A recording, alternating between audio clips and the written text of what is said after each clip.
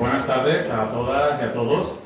Bienvenidos, bienvenidas a la inauguración de las jornadas Divulgacine Alicante en su cuarta edición. Agradecer al Ayuntamiento de Alicante, al Instituto Valenciano de Cultura y al Instituto Alicantino de Cultura Juan Gil Albert, dependiente de la Diputación de Alicante, toda la ayuda prestada para la realización de estas jornadas. Y, por supuesto, agradeceros también a todas las personas presentes vuestra asistencia, porque gracias a eso podemos hacer este tipo de actividades, ¿de acuerdo? Bueno, pues hoy tenemos, para empezar, la charla Nuevas y tradicionales formas de divulgación audiovisual. ¿Sigue teniendo sentido la crítica cinematográfica? Qué pregunta, ¿eh? Más mal intencionada. Bueno, pues para hablar de todo esto, empezando por mi derecha y dándole la bienvenida y agradeciendo especialmente la presencia de todos los miembros, todas las personas de la mesa, pero especialmente a Paula, que ha venido directamente del Festival de Cine de Bilbao, corriendo en un avión para acá. Paula Aranzazu Ruiz, que es periodista y crítica cinematográfica. Paula, bienvenida, muchas gracias. Gracias a ti. La rueda de prensa. Muchas gracias a vosotros por la invitación y encantada de estar con nuestros compañeros y con el público también de Alicante. Muchas gracias, Paula. Siguiendo también a la derecha de Paula está Juan Zabala. Hola, buenas tardes, Juan. ¿Qué tal? Eres periodista, también ahora mismo responsable de contenidos de DAMA, la asociación, ¿no? La Asociación de Creadores Audiovisuales. Ha estado muchos años trabajando en el canal TCM, el canal de cine clásico, y también tiene bastante experiencia pues en información cinematográfica desde los tiempos del cine de lo que yo te diga de la cadena SER. Bienvenido. Pues nada, muchas gracias. Yo soy repetidor aquí, o sea, he venido varias veces. Cuando Luis me dice, ¿vienes a Alicante a? Antes de que acabe la frase le digo que sí. Y luego le pregunto a qué, ¿no? Entonces, bueno, pues espero que el a qué valga la pena y que os valga la pena, y muchas gracias a todos por estar aquí. Eres uno de los sospechosos habituales que siempre nos dice que sí a todo lo que le proponemos. Y por último, pero no menos importante, tenemos a Josep Parera. Buenas tardes, Josep. Hola, ¿qué tal? Eres también periodista, crítico cinematográfico... Crítico no. Bueno, alguna cosa has hecho por ahí. Periodista cinematográfico. También ha estado 20 años como corresponsal en Hollywood de la famosa y desgraciadamente desaparecida revista Imágenes de Actualidad. Y ahora es uno de los programadores de lo que es para mí una de las mejores salas cinematográficas de Europa, que es la sala Fenómena Spirit de Barcelona. Muchísimas gracias por tu presencia, Josep. Un placer. Muy bien. Y bueno, van llegando más asistentes y poco a poco vamos teniendo el público que queríamos. La frase del principio es muy significativa, el título de la charla. Para empezar, os quería preguntar ¿en qué pensáis que ha cambiado el oficio de la crítica y la divulgación audiovisual desde la llegada de Internet, las redes sociales y los teléfonos inteligentes o smartphones? Estos últimos 25-20 años, esta progresión, primero Internet, luego redes sociales, luego smartphone. ¿De qué manera pensáis que ha cambiado el oficio de la crítica y toda la divulgación audiovisual, todo lo que es contar a los aficionados al cine lo que significa el cine, el audiovisual, las novedades y todo lo que se mueve en la industria cinematográfica? ¿Cómo ha afectado las nuevas tecnologías a este cambio? Como tengo micro, yo empiezo yo. Yo empezaría con 3 datos, así preparándome para esto, porque parece que no me han preparado, pero me he preparado mucho. 3 datos importantes que leía. Uno es un estudio de Microsoft que decía que el promedio de capacidad de atención de la gente actualmente es 8 segundos, ¿vale? Lo que significa que es un titular, ¿vale? Ese es el promedio de atención que tenemos todos en general, no solo en Internet. Cuando te explica una historia, se estudió, creo que fue la revista Time hace 3 años, publicó otro estudio muy interesante, analizó 4.000 millones de páginas web, 4.000 millones, ¿vale? Y la solución, básicamente, digamos, lo que sacaron a entender, lo que dieron a entender, es que el 55% 55% de la gente que hace clic a una historia lee un promedio de 14 segundos. 14 segundos, o sea, titular y primer párrafo. ¿Vale? Primero un titular, ahora es un titular y un primer párrafo. Y finalmente hay otro estudio también que decía que solo el 55% de la gente se lee unos artículos más allá de 40 segundos. Con lo cual, eso afecta dramáticamente al concepto de revistas de cine, que la mayoría no existen. En Estados Unidos no hay ni una sola revista de cine en estos momentos. Existían varias, en los 90, 80, 90, existían Movie Line, Premiere, Us Weekly, Entertainment Weekly. Ahora Entertainment Weekly es mensual, no es ni siquiera semanal, o sea que no sé cómo se llama Weekly. Pero en cualquier caso, no hay ninguna. Aquí quedan más que nada porque hay un concepto básicamente que es el de la subvención, hasta ahora, hasta este año, a partir de este año ya no hay subvenciones, que ha mantenido las revistas de cine. Entonces, básicamente el problema que veo yo actualmente es cómo agarras online, en prensa escrita, en impreso, lo que sea, cómo agarras a ese público que hay ahí fuera, que por un lado ha dejado de leer revistas de cine impresas y que por otro lado, bueno, agarra el teléfono y lee 8 segundos. O sea, el concepto de aguantar, digamos, de atraer ese público que está ahí fuera, que realmente tiene teléfono, todo el mundo tiene teléfono, todo el mundo lee, pero el tema está en cómo lo agarras para realmente volver, entre comillas, pero no vamos a volver más a eso, volver al concepto de leer artículos de cine, críticas de cine, y que realmente la gente preste atención a esto. Yo personalmente creo que no hay futuro, supongo que ellos no estarán muy de acuerdo con esto, pero ante estas cifras y ante la avalancha de TikToks y vídeos y cosas estas, es realmente, repito, muy difícil mantener ese poder, agarra esa atención del público. Sí, al final lo que comentas me recuerda una frase, ¿no? Que ser optimista o pesimista es sobre todo una decisión vital, más que algo que responda a la realidad o a los números, ¿no? Entonces, ¿cómo lo veis? Los que, sobre todo, bueno, Paula, que escribe crítica habitualmente. Sí, ¿Cómo ves el futuro de la crítica? Vale, yo hubiera preferido que comenzarais por Juan, porque ya tiene como más recorrido. Es más viejo que yo. Correcto, sí. Pero lo he dicho de una manera muy elegante. Te he preguntado a ti, Paula, porque es la que actualmente más te dedicas a escribir críticas de cine. Sí, yo prácticamente, escribo en un montón de sitios. En papel y en web, o sea, cuando empecé en la profesión, que básicamente fue a la par que cuando empecé periodismo, llevo 20 años escribiendo críticas y cubriendo, actos cinematográficos. Claro, a mí me pilló en ese momento, ¿no? En el que aparecía Internet y comenzaban a desarrollarse los medios online, ¿no? De alguna manera, en ese momento, en ese hiato, en el proceso. Así que casi podría decir que estoy como atrapada, ¿no? Entre un medio del pasado y un medio del futuro. Quiero decir, creo que me siento más cercana, ¿no? De mis antecesores, de mis predecesores y predecesoras.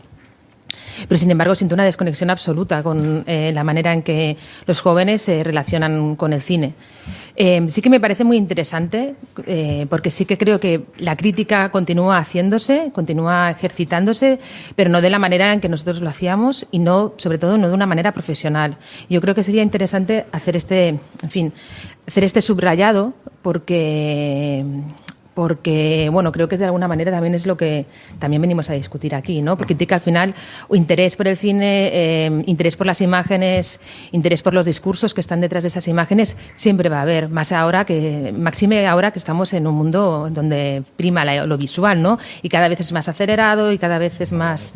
cada vez es más acelerado y cada vez, cuesta más, ¿no? A veces moverse en ciertos ecosistemas, uno no sabe muy bien dónde está.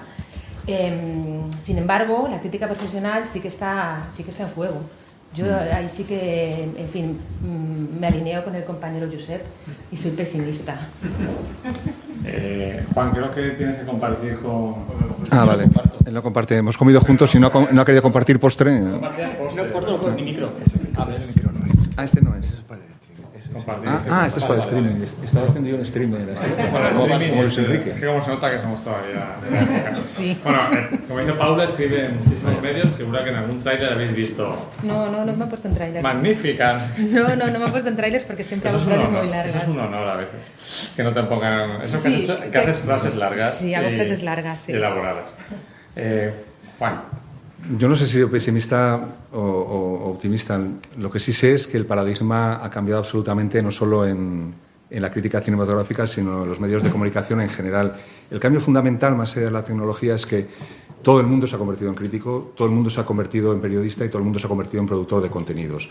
Los medios tradicionales lo que tenían es que tenían el monopolio de la información. La información iba de los medios tradicionales al público y el público no tenía acceso ni en tiempo ni en acceso práctico a las raíces de la información. Entonces, el público era consumidor y ese público que era consumidor, lector u oyente, ahora se ha convertido también en productores de contenidos. Se produce más contenido que nunca, será bueno o malo, y todo el mundo aficionado al cine se ha convertido en crítico de cine. No profesional, pero en crítico de cine. Porque lo primero que hace al salir del cine, o de ver una película, o de ver una serie en televisión, o de ver cualquier cosa, lo primero que hace es poner un tuit de 40, o un tuit, o un Instagram, o alguna cosa de estas, con un comentario diciendo que si la película le ha gustado o no. Con lo cual, el público que antiguamente solo consumía, ahora también es productor de contenido y productor de críticas cinematográficas. La crítica cinematográfica como concepto o como ejercicio va a seguir existiendo. Va a seguir existiendo, existe y probablemente existe en una cantidad mucho mayor que hace unos años. Lo que creo que está desapareciendo es la crítica profesional. Cuando digo crítica profesional no hablo de la calidad de la crítica, sino la crítica que permite al crítico vivir de esa profesión. Eso ha desaparecido prácticamente. Si analizáis los medios de comunicación, pues esa figura no existe. Hay críticos que trabajan en medios tradicionales, pero o bien son periodistas que también hacen crítica. Hasta hace unos años las dos profesiones estaban muy bien definidas y muy bien separadas, porque no es lo mismo ser un periodista que habla de cine o que informa sobre cine o ser un crítico de cine. Hace 15 años a los festivales de cine los medios más o menos importantes o poderosos enviaban dos representantes, uno hacía la crítica, Ángel Fernández Santos hacía la crítica y un periodista del País hacía la información, hacía las entrevistas. Ahora en los medios de referencia o los periodistas de referencia, bueno, que los hay, que pueden ser, pues en el Confidencial pues está Marta Medina, ¿qué hace? Pues hace crítica, pero también hace periodismo y además crítica. Eso por un lado en los medios más o menos, no llamarlo tradicionales, porque muchos de ellos son medios nativos en Internet, pero los medios tradicionales en el sentido de organización, ¿no? Que son medios bastante potentes y tal. Y luego está la otra parte de críticos que tienen otras actividades que lindan más en lo académico, que son profesores de universidad. Pero el crítico genuino, como existía antes, como un Carlos Boyero, que ha vivido de la crítica durante toda su vida, que ha vivido muy bien y que ha estado muy bien pagado, pues prácticamente no existe. Y los críticos de los medios así como de referencia, pues también son freelancers, que no están contratados absolutamente por ese periódico. Un Javier Ocaña, este tipo de críticos, que siguen siendo críticos con prestigio, pero difícilmente viven, incluso en esos medios, viven de la crítica. Por eso creo que soy muy pesimista con respecto a la crítica profesional. Porque el crítico profesional, pues tristemente está desapareciendo, y han desaparecido o están desapareciendo también los críticos de referencia en la medida que la crítica está muy fragmentada, ¿no? Entonces hay muchos buenos críticos, pero tienen, digamos, su propio ecosistema, sus propios seguidores, y no hay alguien que, como había antes, pero por un tema también de la fragmentación, que digamos que todo el mundo está esperando a ver lo que decía ese crítico para definir si una película podría ser un éxito o no. Pues un poco ahondando en lo que estamos comentando, hemos hablado de la figura del crítico y ahora sería interesante hacer una reflexión sobre el futuro de las propias revistas, si todavía queda futuro para revistas de actualidad que hablen de los estrenos del mes y de lo que ha hecho tal famoso, qué películas está rodando, o más ir hacia el modelo de revistas especializadas de análisis, como puede ser Dirigido por decir una revista que saca muchas veces una parte es un suplemento bastante grande hablando de un director clásico. Y por otro lado, ¿hasta qué punto sería interesante que la figura del crítico pudiera ir mutando hacia la figura del prescriptor? Es decir, en lugar del crítico que dice esta película malísima, esta película buenísima, no. Alguien que vea la mayor cantidad de lo que se está produciendo y emitiendo en cines y sobre todo en plataformas y nos diga, pues de estas 30 películas que se han estrenado en plataformas este mes, las interesantes son estas 5. No tanto la crítica convencional de decir esta es buena, esta es mala, sino el prescriptor, como os digo, que le dice al aficionado, de todo esto que se ha estrenado, que esta mes se han estrenado como 50 entre cines, plataformas, quédate con estas 4.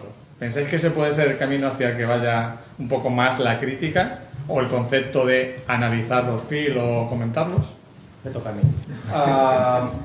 Yo he vivido básicamente desde el año 92, empecé en imágenes, estuve 20 años en imágenes, ahora estoy en dirigido y luego en Los Ángeles estuve 10 años en un periódico latino de allí, de todo Estados Unidos, como de editor de entretenimiento. Y básicamente he vivido la transformación de esto desde el año 92. En el caso de imágenes y del dirigido lo vivo muy de cerca, y en el sentido de que se trata de una compañía muy pequeñita que ha tenido que deshacerse de imágenes porque era una pérdida de dinero y ahora mantiene el dirigido como última esperanza de lo que se dice un nicho. O sea, es una revista muy inteligente, entre comillas, porque se dedica simplemente a un sector del público muy concreto al que le gusta el medio impreso, no quiere ir por internet, eso está clarísimo, y quiere saber de cine clásico especialmente. Entonces se dedica a ese nicho, no vende decenas de miles de números, pero vende lo suficiente como para mantenerse.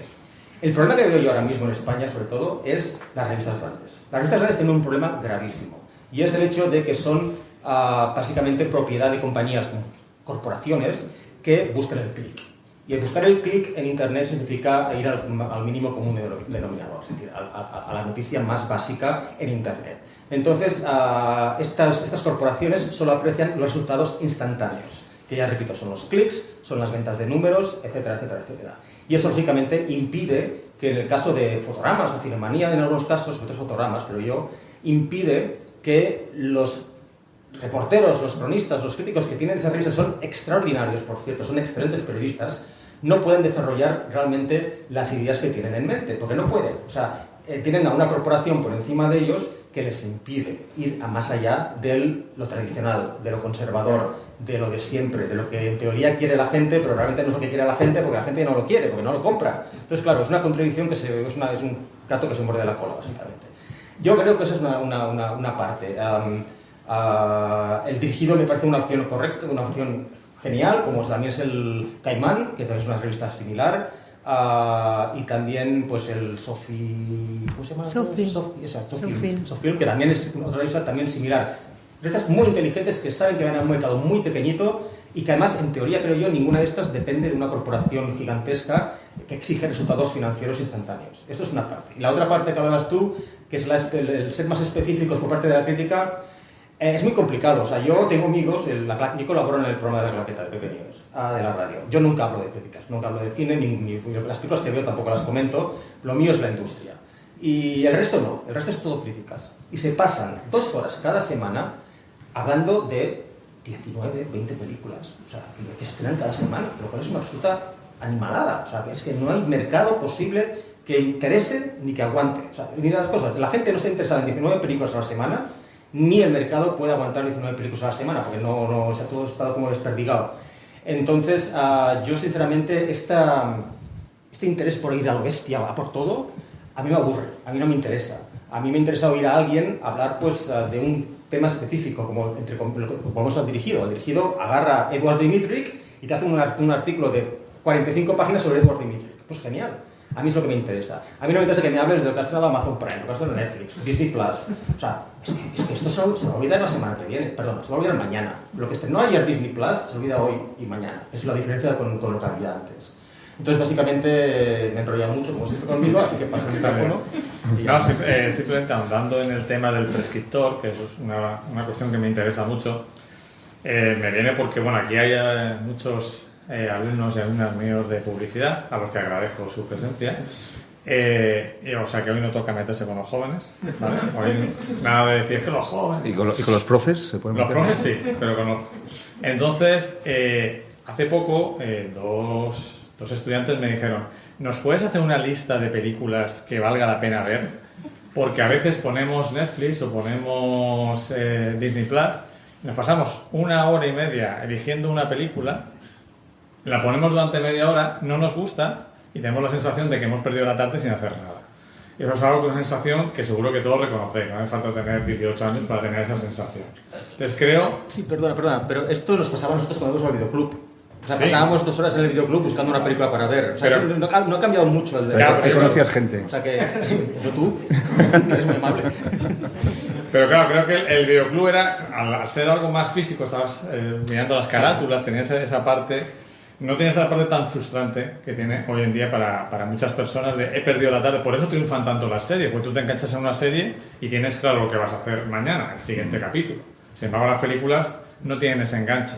Entonces yo creo que la figura, no sé si como lo ves, es mi opinión, la figura del prescriptor, la prescriptora que diga precisamente eso, de todo esto que he visto, olvidaros del 80% que no vale para nada, pero estas 4 películas que han estrenado en noviembre, verlas. Sí, yo creo que es absolutamente necesario, pero no ahora, siempre ha sido, ¿no? Ahora sí que es verdad, quizás la necesidad sea más imperante porque hay más oferta que nunca, pero sí que desde siempre existía. O sea, los viernes se estrenaban, hace muchos años que se estrenaban 5, 6, incluso 7 películas en Madrid, tenías que elegir una, ¿no?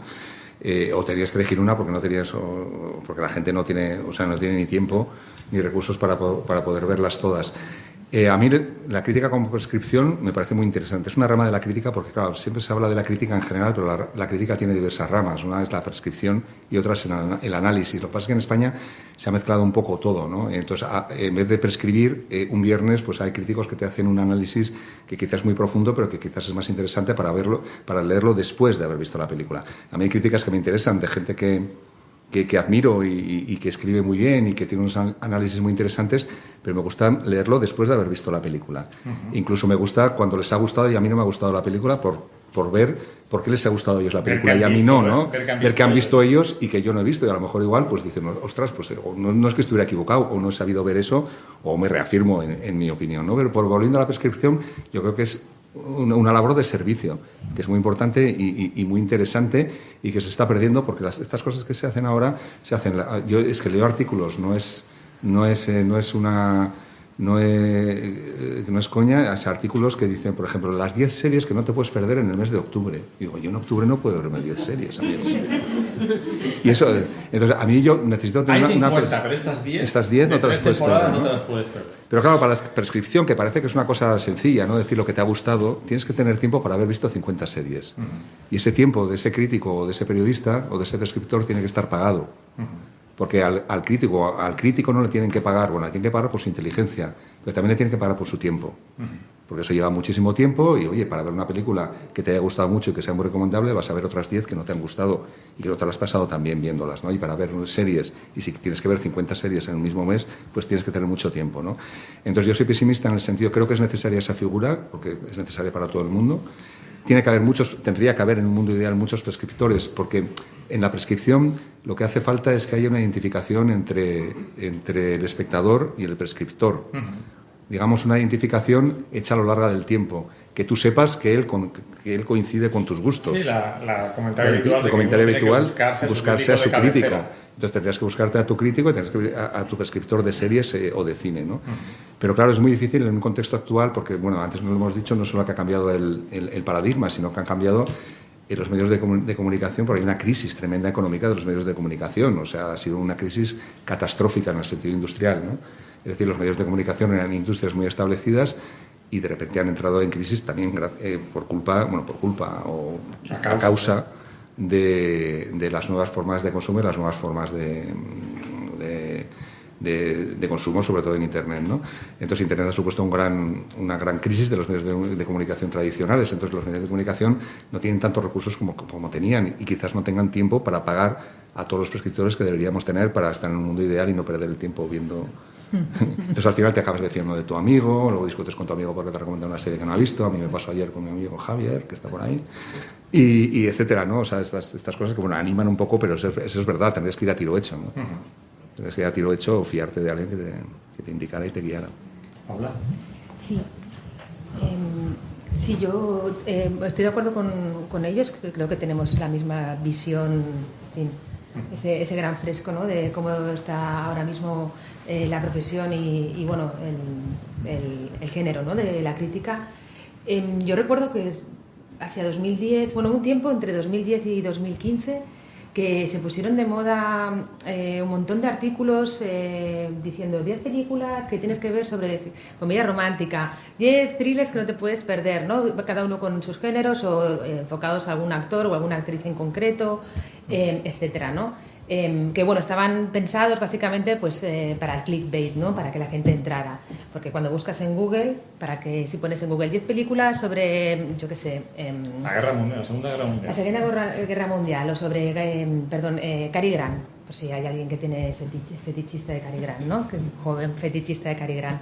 O Timothée Chalamet, para que sepamos de qué hablamos, para que la gente sepa de qué hablamos. Sí. Bueno, se pusieron, bueno, de alguna manera... no es que se pusieran de moda, sino que como estaba creciendo Internet y estaban creciendo, había muchos nuevos medios, ¿no? Se estaba dando este salto, ¿no? de la conversión digital, pues bueno, muchos medios empezaron a hacer este tipo de artículos de clickbait, ¿no? Lo que pasa es que ahora mismo, como Internet va más rápido que todo, que cualquier mente posible, hay tantas plataformas, hay tantos canales, está TikTok, se genera tanta información que aquellos artículos que no tienen ni 7 años de vida han quedado sepultados por la velocidad de la tecnología, ¿no? Entonces, claro, entiendo que los alumnos, tus estudiantes y cualquier persona que tenga 18 años ahora no sepa muy bien por dónde comenzar, porque es que el volumen de información que se genera es, no sé, es espeluznante, sinceramente. Entonces, en este sentido, sí es necesaria la figura de un prescriptor, una prescriptora. Ahora bien, ¿dónde encontrarlo? ¿No? Estamos en las mismas. Una persona joven no va a saber muy bien seleccionar quién puede ser su prescriptor, porque ya no tiene tampoco esos asideros, ¿no? Que nosotros, en mi generación, encontrábamos en los medios tradicionales. Esta mañana estaba hablando con Manu, un compañero, con Manu Yáñez. Me lo he encontrado desayunando en el hotel del festival y justamente estábamos hablando de esto, ¿no? Claro, nosotros cuando teníamos 20 años, pues veíamos aquí en casa, yo soy de Barcelona, entonces voy a citar compañeros catalanes, pero aquí a Núria, a Núria Bou, a Desiré de Fez, pero Desiré era un poquito más mayor que yo, a Carlos Losilla, en fin, compañeros referentes, ¿no? De la crítica, y había algo devocional, ¿no? En la manera en que leíamos su trabajo, sus textos, porque queríamos ser como ellos, queríamos escribir, queríamos estar allí, queríamos estar junto a ellos, era como algo como, qué guay, ¿no? Y sin embargo ahora mismo yo no creo que no sé, los jóvenes tengan ese tipo de relación, ¿no? O de anhelo, quiero decir, hay algo ahí que hay una brecha absolutamente tremenda. Y yo creo que se debe sobre todo a que ciertamente es una ventaja que existan otros espacios, ¿no? En los que otras personas puedan ocupar, pero ha supuesto una ruptura total, ¿no? Con los referentes. Y en ese sentido, sí, necesitamos prescriptores. Ahora bien, ¿quién puede ser los prescriptores? Porque los prescriptores viejunos, antiguos, incluso yo me considero viejuna, ya no estamos comunicándonos, ¿no? con las generaciones que tienen que venir, ¿no? Que de alguna manera a quienes tenemos también que transmitir esa pasión por el cine. No, yo quiero comentar, hay un par de cosas aquí que me han parecido interesantes, la crisis y luego tú también el público joven a dónde va. Lo de la crisis es bueno, para empezar, yo recuerdo cuando empecé en el periódico allí en Los Ángeles, éramos en la redacción 140, cuando hicieron la reducción de personal que me tocó a mí, quedaban 25. ¿Vale? O sea, en el año 2006 éramos 140 en la redacción y en el año 2016 quedaron 25. Pues claro, eso significa no solo que hay crisis, sino que no se paga. O sea, ¿cómo podemos esperar que la gente joven, que antes decías no la critiquemos? No la critiquemos porque ¿cómo se puede esperar que la gente joven acceda a posiciones de trabajo que no pagan? O sea, básicamente lo que ahora mismo muchos medios y blogs, etcétera, esperan es que si tú quieres escribir, pues lo hagas gratis, o lo hagas por 20 euros, o 30 euros, o 40 euros. O sea, es que con eso no se puede esperar que la gente joven acceda o tenga interés, de hecho, a proseguir, digamos, con la tradición que nosotros más o menos estamos aquí aguantando el último bastión y tal. Esa es una cosa, la crisis. Y la otra es, ¿cómo podemos esperar también que esa gente joven acceda a posiciones de trabajo cuando, por ejemplo, en Fenómena hacemos pases de prensa? ¿Vale? Y cuando viene la prensa, no tengo nada en contra de los hombres heterosexuales de 60 años, porque todos son iguales. Oye, o sea, perdona. Pero es que es verdad, tú ves al público que viene a ver, a la prensa que viene a ver la película, o las películas, y la verdad, o sea, esta gente están, la mayoría, en una situación en la que, bueno, La Vanguardia mismo, por ejemplo, o sea, es que van allí desde hace 30 años, o 40 años, o 50, creo que estaban cuando se declaró el armisticio o algo así. O sea, llevan muchísimo tiempo. Y claro, no hay una puerta abierta que la gente joven entre y aprenda. También tengo que decir algo sobre la gente joven. Cuando tú, por ejemplo, ves a comentarios y tal, la mayoría quieren empezar como críticos profesionales. O sea, yo cuando empecé en el Imágenes, empecé haciendo las noticias. O sea, me pasé un año haciendo noticias en el Imágenes y archivando fotos.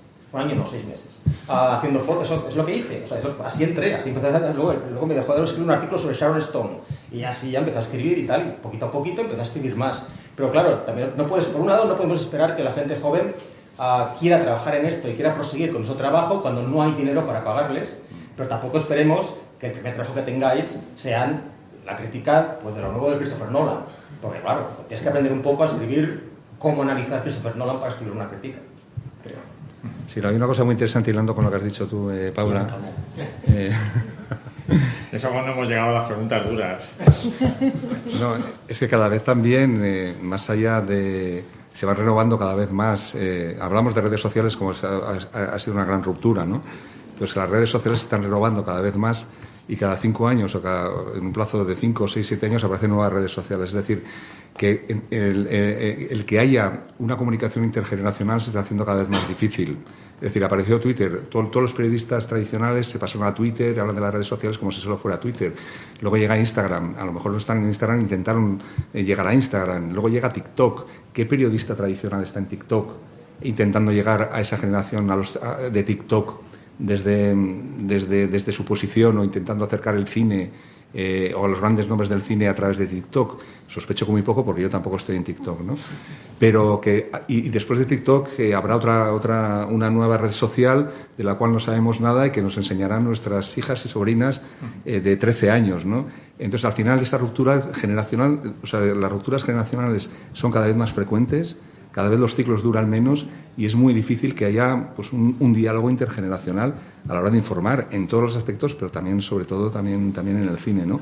Es que yo no sé muy bien cómo tendría que llegar a un público de 25 años. Os imaginad que yo quiero decir, bueno, pues soy muy abierto, quiero hacer llegar el cine clásico que a mí me ha apasionado a las nuevas generaciones, pero no sé muy bien cómo hacerlo, porque no controlo esa nueva red social, no controlo ese nuevo lenguaje que están definiendo ellos y ellas, y entonces me parece que es muy difícil el diálogo intergeneracional, que nos vamos fragmentando cada vez más.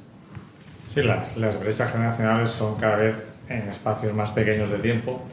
Han salido varios temas. Por un lado, el tema fundamental del dinero. Es cierto que hoy en día se puede decir que es el momento de la historia donde más fácil es acceder a ver películas, a cualquier tipo de películas. Eso lo comento yo con mis estudiantes constantemente. Mis padres o las veían en cine o no había posibilidad de ver esas películas. Luego llegó el videoclub, las televisiones. Ahora tenemos a través de plataformas y de otros medios, streaming legal, incluso no legal, podemos ver todo tipo de películas. Como comentaba Paula, el problema es, si yo soy ahora una persona de 18 o 20 años y me interesa el cine, ¿por dónde entro? ¿Qué empiezo a ver? ¿De acuerdo? Porque nosotros tenemos la suerte, en cierto modo, de que ponías la tele y tenías los clásicos del cine simplemente ahí, al lado del programa de los dibujos animados y del partido de fútbol. Y ahora es eso mucho más complicado. Y luego, esta cultura de que todo el mundo escribe de cine o todo el mundo habla de todo, hace que se considere que por ese trabajo no se debe pagar. No se paga ya por lo cultural, y de hecho a veces me ocurre que organizamos este tipo de charlas con gente mucho más joven y decimos, mira, te vamos a pagar tanto por la charla. Ah, ¿qué pagáis? Porque no les paga nadie. O sea, todo el mundo dice, no, como te gusta, que eso lo hemos sufrido todos, ¿no? Como sí, te gusta, lo haces gratis. O sea, como algo me gusta y me dedico a ello, me castigas, ¿no? Si no me gustara, me pagaría, pero como me gusta, no me pagas. Me parece lo más horrible de este mundo. Pues si tengo la suerte de que lo que hago me gusta y más o menos lo hago bien, ¿por qué no voy a cobrar por ello? ¿Por qué me castigas por eso, no? Eso es un comentario a lo que estáis hablando.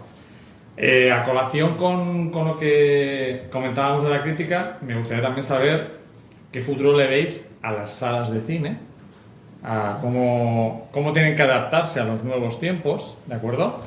Todo lo que antes de la pandemia ya la recaudación estaba bajando bastante y después de la pandemia se ha complicado mucho más.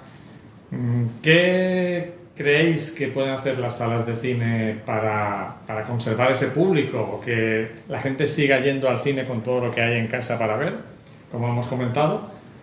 Y también hablar de la relación que eso tiene con la forma en la que se consume el cine. Es decir, yo tengo la teoría de que la forma en que se consume el cine influye decisivamente en las películas que se hacen.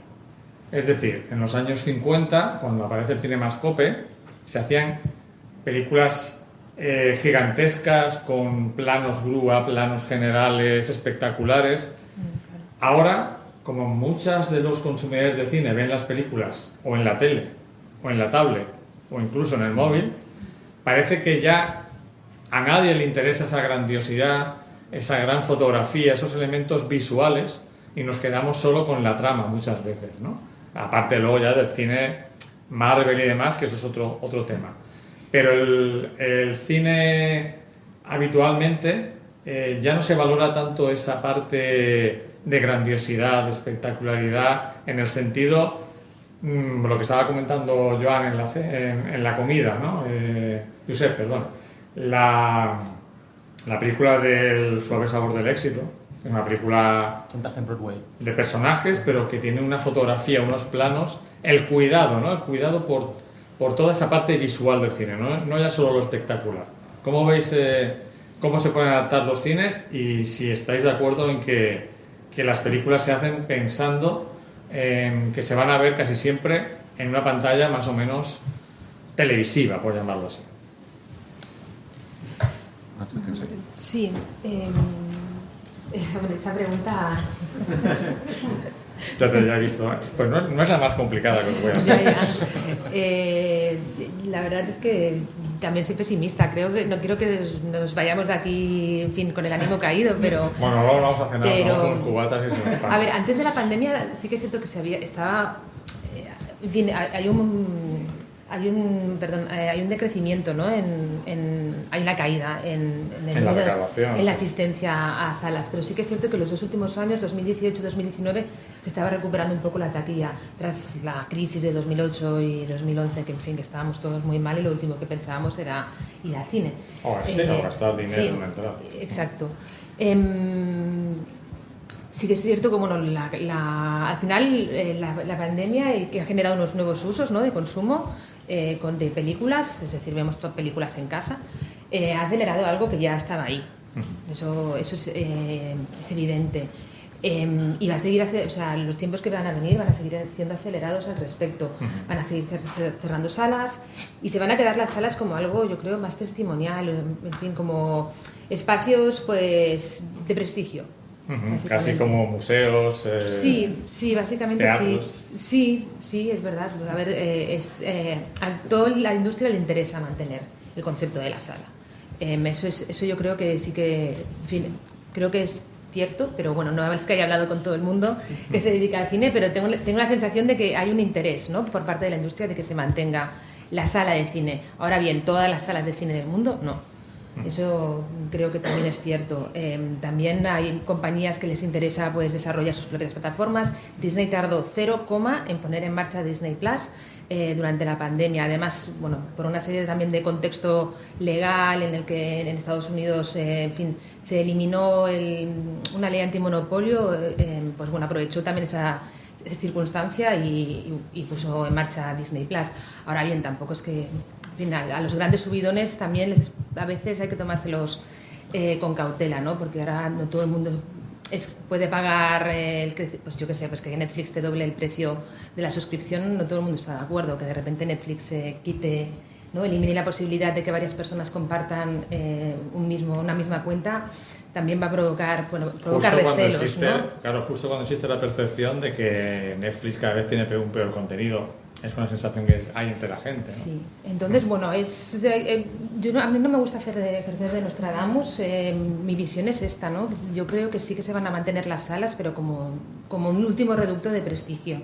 Y al mismo tiempo se va a seguir desarrollando todo lo que es el visionado online, pues eso, experimentando y en algunos casos dando un poco de palos de ciego. También me parece interesante incorporar también en la conversación la cuestión del home video, ¿no? La edición de películas en DVD, Blu-ray, formato doméstico. porque también es un sector que, bueno, que tiene su propia, en fin, casuística. Y que también está sometido a una serie de tensiones extrañas, ¿no? Pues que se edita aquí, cómo se edita aquí en España, qué títulos se editan en el extranjero, qué se puede recuperar.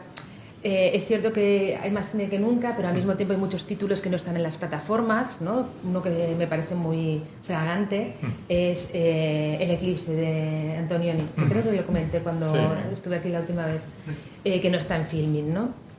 Soy muy fan de Antonioni, entonces a mí eso me parece un pecado.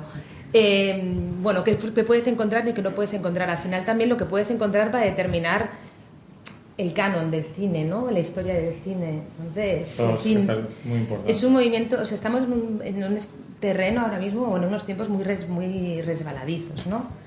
¿Y qué va a pasar? Yo qué sé. Pero bueno, yo lo veo todo un poco inestable, al menos. Que no me deja hablar. Bueno, vamos a ver. 2019 fue el año de mayor recaudación de la historia en todo el mundo. O sea, claro, los cines estaban, bueno, bañándose en oro, básicamente. Y vino la pandemia y lo que pasó es, como decía Paula, no tengo el nombre ahora de repente, como hizo Paula, pues sí, apareció Disney Plus, Netflix se potenció como nunca, apareció HBO Max, Paramount Plus, todas, vaya, el Peacock y todas las plataformas posibles del mundo. ¿Qué ha sucedido? Ha sucedido que hay un porcentaje impresionante del público, y la mayoría es adulto, que ha dejado de ir al cine, porque apretó un botoncito en casa y tiene un catálogo de películas que nunca en la historia habíamos tenido en casa instantáneamente, nunca. Atraer a este público al cine ya se ha perdido, eso os lo aseguro. O sea, el público que estamos viendo, por ejemplo, en Fenómena, es un público mayoritariamente joven, es un público mayoritariamente hipster, muy interesado en descubrir cine, pero descubrir cine moderno, básicamente, salvo títulos muy específicos del repertorio clásico. O sea, si tú te vas a poner, o sea, el Grupo Salvaje, vendrá gente. Si pones Vidas Rebeldes, vendrá gente. Psicosis. Si pones Psicosis, vendrá gente, porque hay una edición nueva que añade literalmente 71 segundos, pues vendrá gente. Pero si pones La Noche del Demonio, que es una película maravillosa de Jack Turner, no vendrá nadie, ¿vale? Y si pones, yo qué sé, cualquier título así como Los Viajes de Sullivan, que es una película maravillosa, una comedia genial de los años 30, 41, 42, no vendrá nadie. O sea, vas a estar tú solito esperando en el cine. Entonces, el problema básicamente es que, y tenías razón tú, los cines van a desaparecer. El concepto de cine como lo entendemos ahora tardará 5, tardará 10 años, pero el concepto de tener una multisala con 25 pantallas, primero va a desaparecer no porque la gente no vaya, que no va, sino porque no hay contenido. O sea, los estudios ya no hacen contenido de cine, ya no generan el mismo número de películas anuales como hacían hace 3 años. Porque no les interesa a nivel económico, porque les interesa que te enganches en la plataforma y porque además no les importan los cines, ¿vale? O sea, a los estudios ya no les importan los cines, eso está clarísimo. Lo que pasa es que, bueno, es un canal que sigue ahí abierto y que permite potenciar la futura, digamos, promoción de ese contenido en una plataforma. O sea, la excusa es que acabe en la plataforma. Hoy, precisamente, casualidad de la vida, estaba escribiendo mi artículo mensual para el Dirigido por, que es de la industria. Y hablaba, por ejemplo, de estas dos cosas muy, muy curiosas. Y una es cómo se calcula que Avatar, la nueva de Avatar, va a recaudar mucho menos que la original. Va a recaudar mucho, ¿eh? O sea, James Cameron no va a ir pidiendo dinero por la calle, pero no va a hacer los 2.300 millones de dólares que recaudó en todo el mundo hace 12 años la otra. Va a recaudar en Estados Unidos quizá unos 650, 700, ya lo saben, por cierto, saben cuánto va a recaudar y falta un mes para estrenarse. Va a recaudar entre 600 y 700 millones en Estados Unidos, que son 200 menos de lo que recaudó en la primera. Eso es una cifra terrible, por cierto, ¿vale? Pero la película dura 3 horas 10, ¿vale? Babylon, que es la nueva película del director de La La Land, dura 3 horas 8, ¿vale? El Black Panther, que se acaba de estrenar, dura 2 horas 41. ¿Cuál es la razón de todo esto? No solo esto hunde los cines, porque no podemos poner la película 4 veces. Si haces una película de 90 minutos, la podemos poner 4 veces, oye, palomitas, las 4 veces la película te forras. El problema de Avatar es que solo la puedes poner 2 o 3, como mucho si tienes una pantalla o si tienes una multisala, tanto da. Entonces, ¿por qué lo hacen así? Pues porque saben que si tienes una película de 3 horas 10 y la ves en casa, en la plataforma, la vas a ver en 4 o 5 veces. O sea, la gente ya no ve una película de 3 horas seguidas sin parar en la película, no. La gente se va a poner en su casa, la va a parar y va a estar en la plataforma cuanto más tiempo mejor para ellos. O sea, el concepto es que, repito lo del gato que se muerde la cola porque es cierto. O sea, los estudios son muy listos, no son tontos, no están perdiendo dinero para nada. Aunque tú oigas esta semana que Disney está perdiendo dinero, no está perdiendo dinero. Créeme, no está perdiendo nada. Lo que pasa es que quizá algunos los beneficios pues, basculan, como esto es normal en cualquier corporación, en cualquier compañía. Pero lo que está muy claro es que, sinceramente, creo que a los estudios los cines cada vez les importa menos. Los cines van a desaparecer en el concepto de lo que conocemos ahora, es decir, un centro comercial que ahora por tradición tiene 25 pantallas no necesariamente va a tener cines, o sea, esto está clarísimo.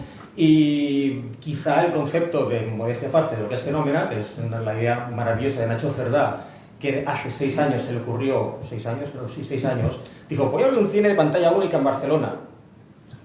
Es una locura. Un cine además con un sistema de sonido increíble, con una pantalla gigantesca, siguiendo el modelo tradicional de cines de los años 60, con alfombra roja, con toda una idea absolutamente ridícula. Pues bueno, pues está funcionando, y lo que decías tú, es crear un interés por un cine, un tipo de cine distinto, en el que, bueno, pues tú puedes ver el mismo día Moonage Daydream en 4K y Dolby Atmos, que te deja clavado en la butaca, como puedes ver Vidas Rebeldes en una copia nueva en 4K, como puedes ver Interstellar en 70 milímetros, como puedes ver, esta noche ponemos Demons, de Lamberto Bava, en 35 milímetros.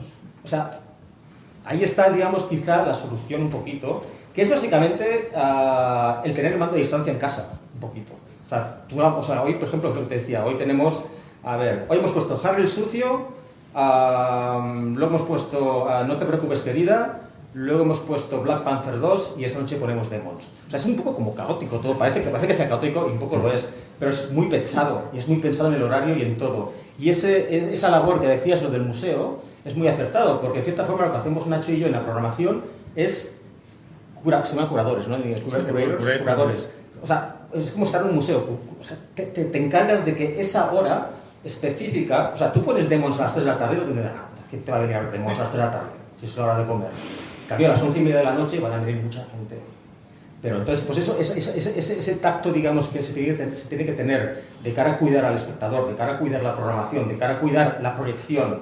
O sea, Nacho entra en el cine 20 veces cada película cuando está ahí, para asegurarse de que se oye bien, de que se ve bien. ¿Cuánta gente ves tú en los cines multisalas de yo no sé, no digo nombres de compañías, pero, porque no lo diré, pero Cinesa?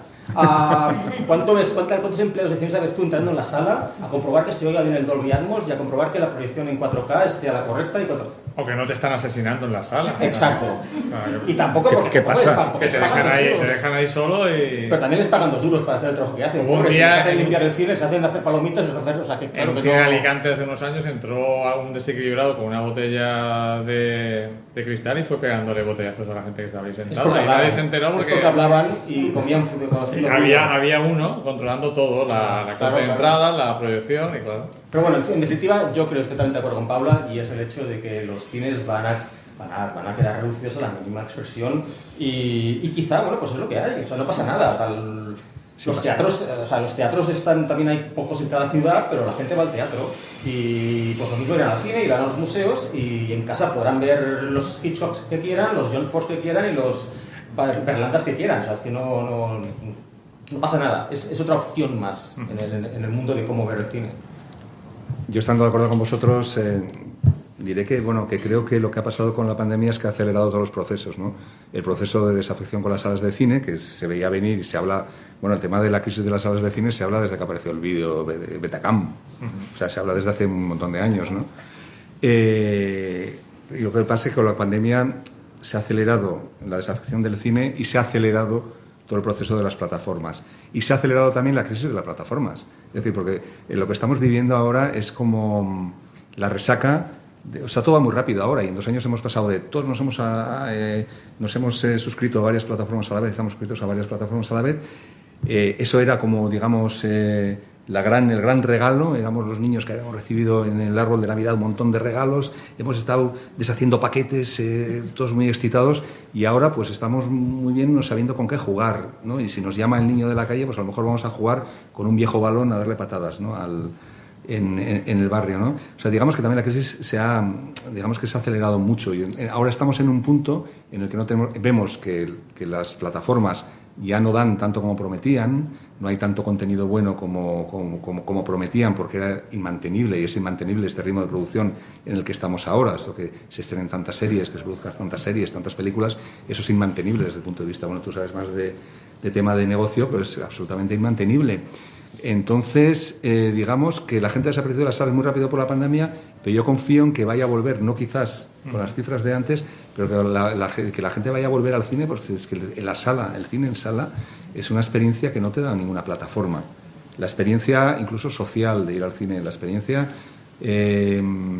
digamos, también sensorial que vives en el cine, ¿no? Sí. El nivel de atención con el que ves una película en el cine, que no te suena la puerta con el mensaje, por mucho que tengas una plataforma de no sé cuánto, una pantalla de no sé cuantas pulgadas y tal, que nadie te molesta, nadie te manda un WhatsApp, ¿no? O sea, digamos, ese respeto, ¿no? Digamos que ese respeto, esa experiencia de la atención y tal, yo creo que es inigualable, ¿no? Entonces, sí que es verdad que el cine vale lo mismo que una suscripción mensual a una plataforma, que también eso es como, digamos, Dios mío, estamos en un mundo de locos, ¿no? Que eso tampoco se va a mantener. De hecho, las plataformas han salido con unos precios que eran inmantenibles y por eso están subiendo. Y ojo, que la gente cuando le das algo y luego se lo quitas, no hace el cálculo. O sea, digo, ahora me cobran 15 euros por Netflix y antes me cobraban 9. La gente me dice, bueno, 15 es bastante barato porque, bueno, puedo ver un montón de cosas. No, la gente dice, no, me estoy gastando 7 más, ¿no? Entonces, digamos que ya no estamos tan enamorados de las plataformas y eso puede hacer que, no sé si la gente en el mismo número vuelva al cine. Creo que el cine no va a ocupar el lugar social que ha ocupado durante muchos años, el lugar de la conversación, digo, el cine en sala. El cine en sala ocupaba la conversación. Tú hablabas de la película cuando se estrenaba en cine, eso no lo va a ocupar, pero sí que es verdad que yo soy optimista en el sentido de que se va a recuperar cierta costumbre, ¿no? de ir al cine y de disfrutar, porque en el cine disfrutas mucho más que en tu casa, ¿no? Y yo en ese sentido soy un poco optimista. Desde luego en una buena sala con buen sonido de imagen consigues una experiencia mucho mejor y aparte, pues a no ser que tengas compañeros de sala molestos, te aíslas más que en tu casa, ¿no? Josep ha comentado una cosa muy interesante, que es, ha dicho que es una gran verdad, que mucha parte del público, o una parte del público, ya no ve las películas del tirón, sino que las ve por partes, ¿no? A veces en clase hablamos de alguna película y me dicen, algún estudiante me dice, la estoy viendo. O sea, llevo una hora de película, ¿no? Eso era algo antes absolutamente impensable, ¿no? Es cierto que siempre hemos leído, desde que no es lo mismo, hemos leído los libros, normalmente no los hemos leído del tirón. Ponías ahí separar libros y seguías, ya sé que no es lo mismo, pero que tampoco tiene que ser tan aberrante el pensar que las películas se vean por partes, sobre todo si son largas. Muy interesante lo que ha comentado Josep también del tema de por qué son las películas tan largas, porque a mí muchas veces es una pregunta constante en cualquier charla, ¿por qué hacen las películas tan largas, ¿no?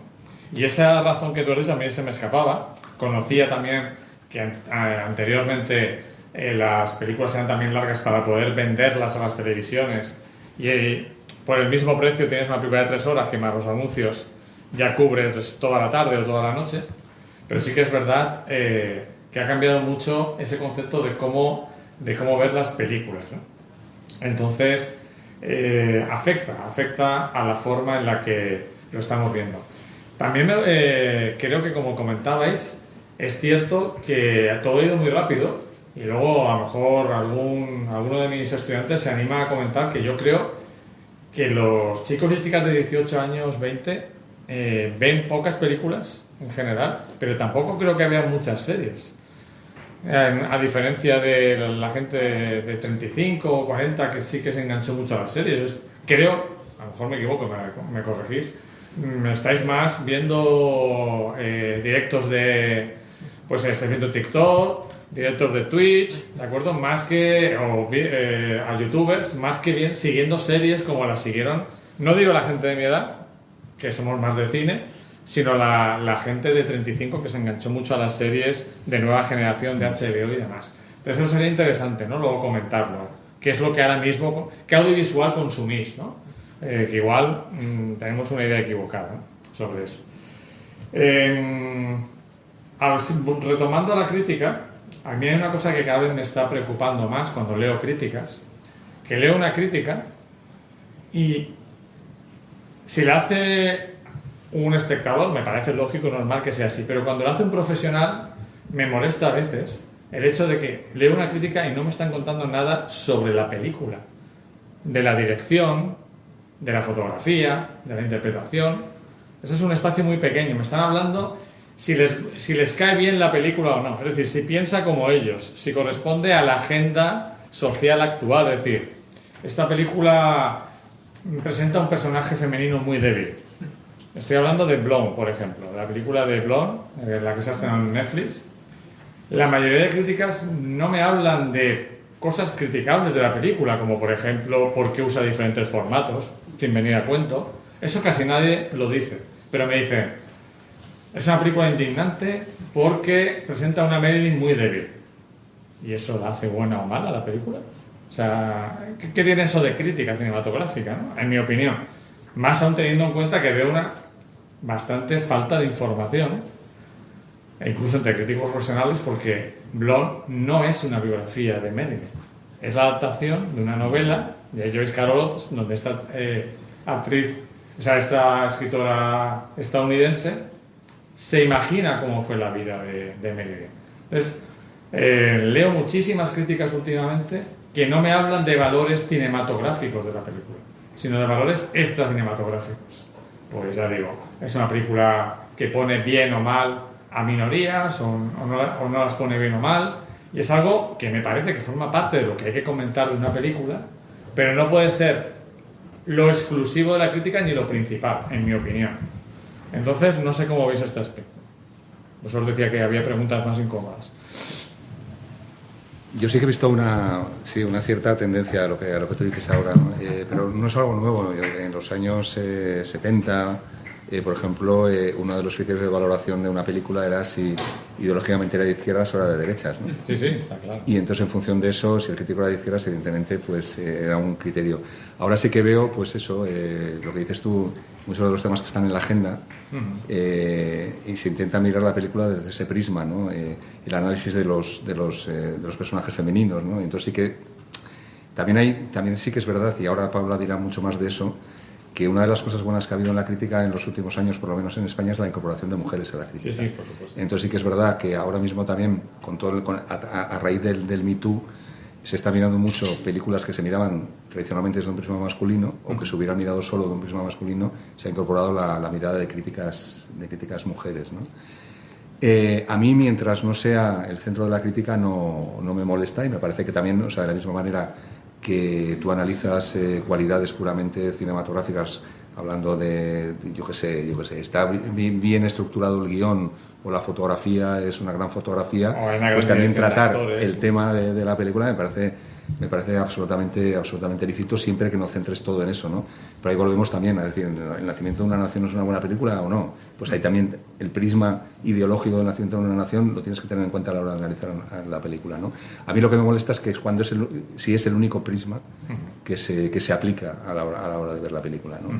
Me pasó en Blonde, o me pasa bueno, he visto, por ejemplo, yo que sé, críticas a películas recientes, por ejemplo a Mantícora, quejándose de los personajes femeninos porque solo son las cuidadoras, y eso parece que hace, digamos, que toda la crítica sea invalida toda la película, porque la crítica, bueno, en este caso era una crítica, no está de acuerdo con que ese personaje sea así, ¿no? Entonces eso me parece un poco reduccionista. Pero también es verdad que los tiempos van cambiando y las películas van cambiando en la medida que tú cambias tu mirada, ¿no? Ahora hay críticas que la nueva mirada, no solo de las mujeres, sino la nueva mirada de toda la sociedad después del Me Too, hace que veas una película diferente. O sea, Vértigo no es la misma película que hace 10 años. Sí, o las películas de Buñuel no son las mismas películas que tú veías hace 10 años, ¿no? Porque te han iluminado una nueva de mirar, o te has acostumbrado a una nueva forma de mirar que antes no tenías en cuenta, ¿no? Tú ves Rebeca y es la película de un maltratador. Hace 20 o 25 años, cuando se hizo, no era la historia de un maltratador y de una maltratada, ¿no? Y lo mismo pasa con Vértigo, que era una obsesión amorosa y tal, y ahora es una película de un maltratador. Puede interpretarse tranquilamente y sin forzarlo como una película de un maltratador, ¿no? Entonces, que te quiero decir que la sociedad está cambiando en este sentido, y que prismas ideológicos que no se aplicaban hace un tiempo ahora se aplican, y también en buena parte porque ha habido una incorporación femenina a la crítica, particularmente en España, que es una cosa de las cosas más reseñables de los últimos años, ¿no? Sí, sí, yo me refería, por un lado, como comentaba, al hecho de que toda una crítica se focalice solo en ese aspecto, cuando yo espero de un analista de películas que me analice todos los aspectos. Y no solo estamos hablando del tema de la presencia de los personajes femeninos, sino de cualquier colectivo cómo está representado, que me parece muy importante, pero creo, como tú bien dices, que no se puede eliminar la parte por el todo. Es decir, que si a lo mejor el personaje principal, tú no... He leído críticas que dicen, es una película profesional, es una película horrible porque no puedo empatizar con nadie, o todos los personajes son odiosos. Y digo, ¿eso hace que la película sea mala?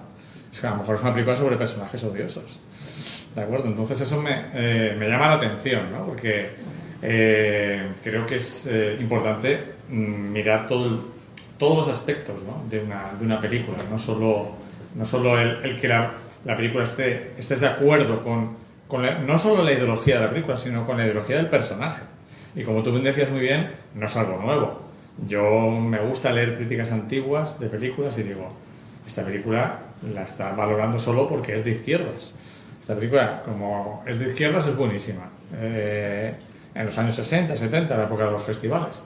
Y has nombrado El nacimiento de una nación o películas de Leni Riefenstahl, como Olimpiada o El triunfo de la voluntad, que son películas magníficas. Olimpiada, de hecho, sentó las bases de todo lo que son las retransmisiones deportivas, pero son películas hechas bajo la ideología nazi. Es decir, las dos cosas se pueden decir. Es una película estupenda, pero la hicieron nazis. Y hay otras películas que las hicieron personas maravillosas. No solo que las hicieron, es que, digamos, defendían que defendían una ideología muy determinada y aborrecible, ¿no? Y a pesar de eso eran buenas películas, no lo sé. O sea... Claro, pero a eso me refería, ¿no? Cuando decía que eran nazis, eran a bloque, ¿no? Que eran de la ideología nazi. Y sin embargo hay otras películas horrorosas que como piensan como tú, pues se ponen bien, ¿no? O sea, eso es algo que me preocupa un poco, porque creo que igual que como comentaba Paula, el canon de lo que hay que ver se marca por lo que está en plataformas. Porque muchas veces los estudiantes me dicen, les recomiendo una película y me dicen, ¿está en Netflix? Digo, no, pero pues la puedes ver en otro sitio, ¿no? También el pensar que las películas se marquen solo por un canon social o un canon coherente con la ideología del crítico o la crítica. Eso es algo que me parece preocupante, porque creo que nunca vas a hacer una crítica totalmente objetiva, porque somos personas, pero sí que sería interesante que se hablara un poco, una visión global de la película, no solo de si estoy de acuerdo o no con lo que dice la película o que no me cae bien el personaje. Entonces eso lo he leído en lo que escribe alguien al salir del cine me parece bien en Twitter, pero en críticas profesionales a mí personalmente me preocupa. Sí, a mí personalmente me gusta que las películas me pongan un poco contra las cuerdas. Quiero decir que, de hecho, creo que para eso existe la ficción y la fantasía, ¿no? Para llevarte a lugares en los que en la realidad no vas a ir en la vida, ¿no? Así que ya así de entrada lo que son pues estas políticas, ¿no? De la cancelación, en fin, yo no participo ni tampoco las entiendo muy bien, ¿no? Sí que es cierto que es... Entendré que estoy un poco haciendo de abogado del diablo también, sí, ¿no? Sí, o sea, porque si hago solo preguntas, estoy ahí sí que es cierto metiendo el dedo en la llaga. Existen unos sesgos, ¿no? Existen los sesgos de, bueno, yo soy una mujer de España, europea, blanca, heterosexual, etcétera, etcétera, que va a determinar mi manera de estar en el mundo. De la misma manera que los compañeros, pues también, ¿no? Esto es así. Porque vivimos en política y no podemos escapar de todo eso. Pero sin embargo, si algo hemos aprendido, ¿no? A lo largo de los 2000 años que llevamos como civilización o más, porque parto desde el nacimiento de Jesucristo, pero bueno, si algo hemos aprendido es que a conocernos, ¿no? Y conocer, pues esto, ¿no? Cómo podemos relacionarnos lo mejor posible entre nosotros. En este sentido, ya me voy al mundo de la crítica. Sí que es cierto que, como comentaba el compañero Juan, creo que una crítica tiene que incorporar también esa mirada, ¿no? O pensar sobre desde qué punto de vista el cineasta, la cineasta ha trabajado ese material con el que nos está contando una historia. Ahora bien, eso es una cosa y otra cosa es en fin, solo verla desde ese punto, desde los O sesgos. o descalificarla. ¿no? por eso. Yo ya lo de la descalificación no entro. Y menos solamente porque, yo qué sé, pues porque no te caen bien. ¿No?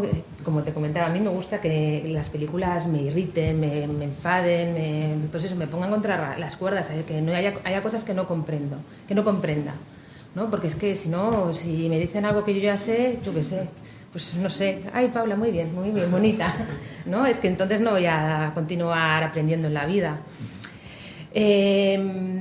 La verdad es que yo cuando escribo intento, situarme en esta posición, ¿no? Pensar en cuál es el lugar, ¿no?, de la persona que ha creado eso, y luego, por otra parte, evidentemente, cómo ha trabajado todo ese material, ¿no?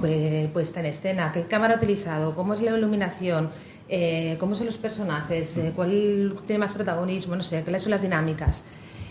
En fin, ese tipo de cosas, Ahondando ¿no? lo que decías, recuerdo una frase del gran crítico Roger Ebert, de Chicago Sun-Times, uno de los grandes críticos de Estados Unidos, que decía que él, ver películas que pensaban como él, no le gustaba especialmente porque era como aplaudirse a sí mismo, ¿no? Decir, mira, piensa como yo, ¿no? Estamos en lo cierto, así debe ser el mundo, ¿no? Que le gustaba lo que tú comentas, películas que te desafían, que te hacen ver otros puntos de vista, ¿no?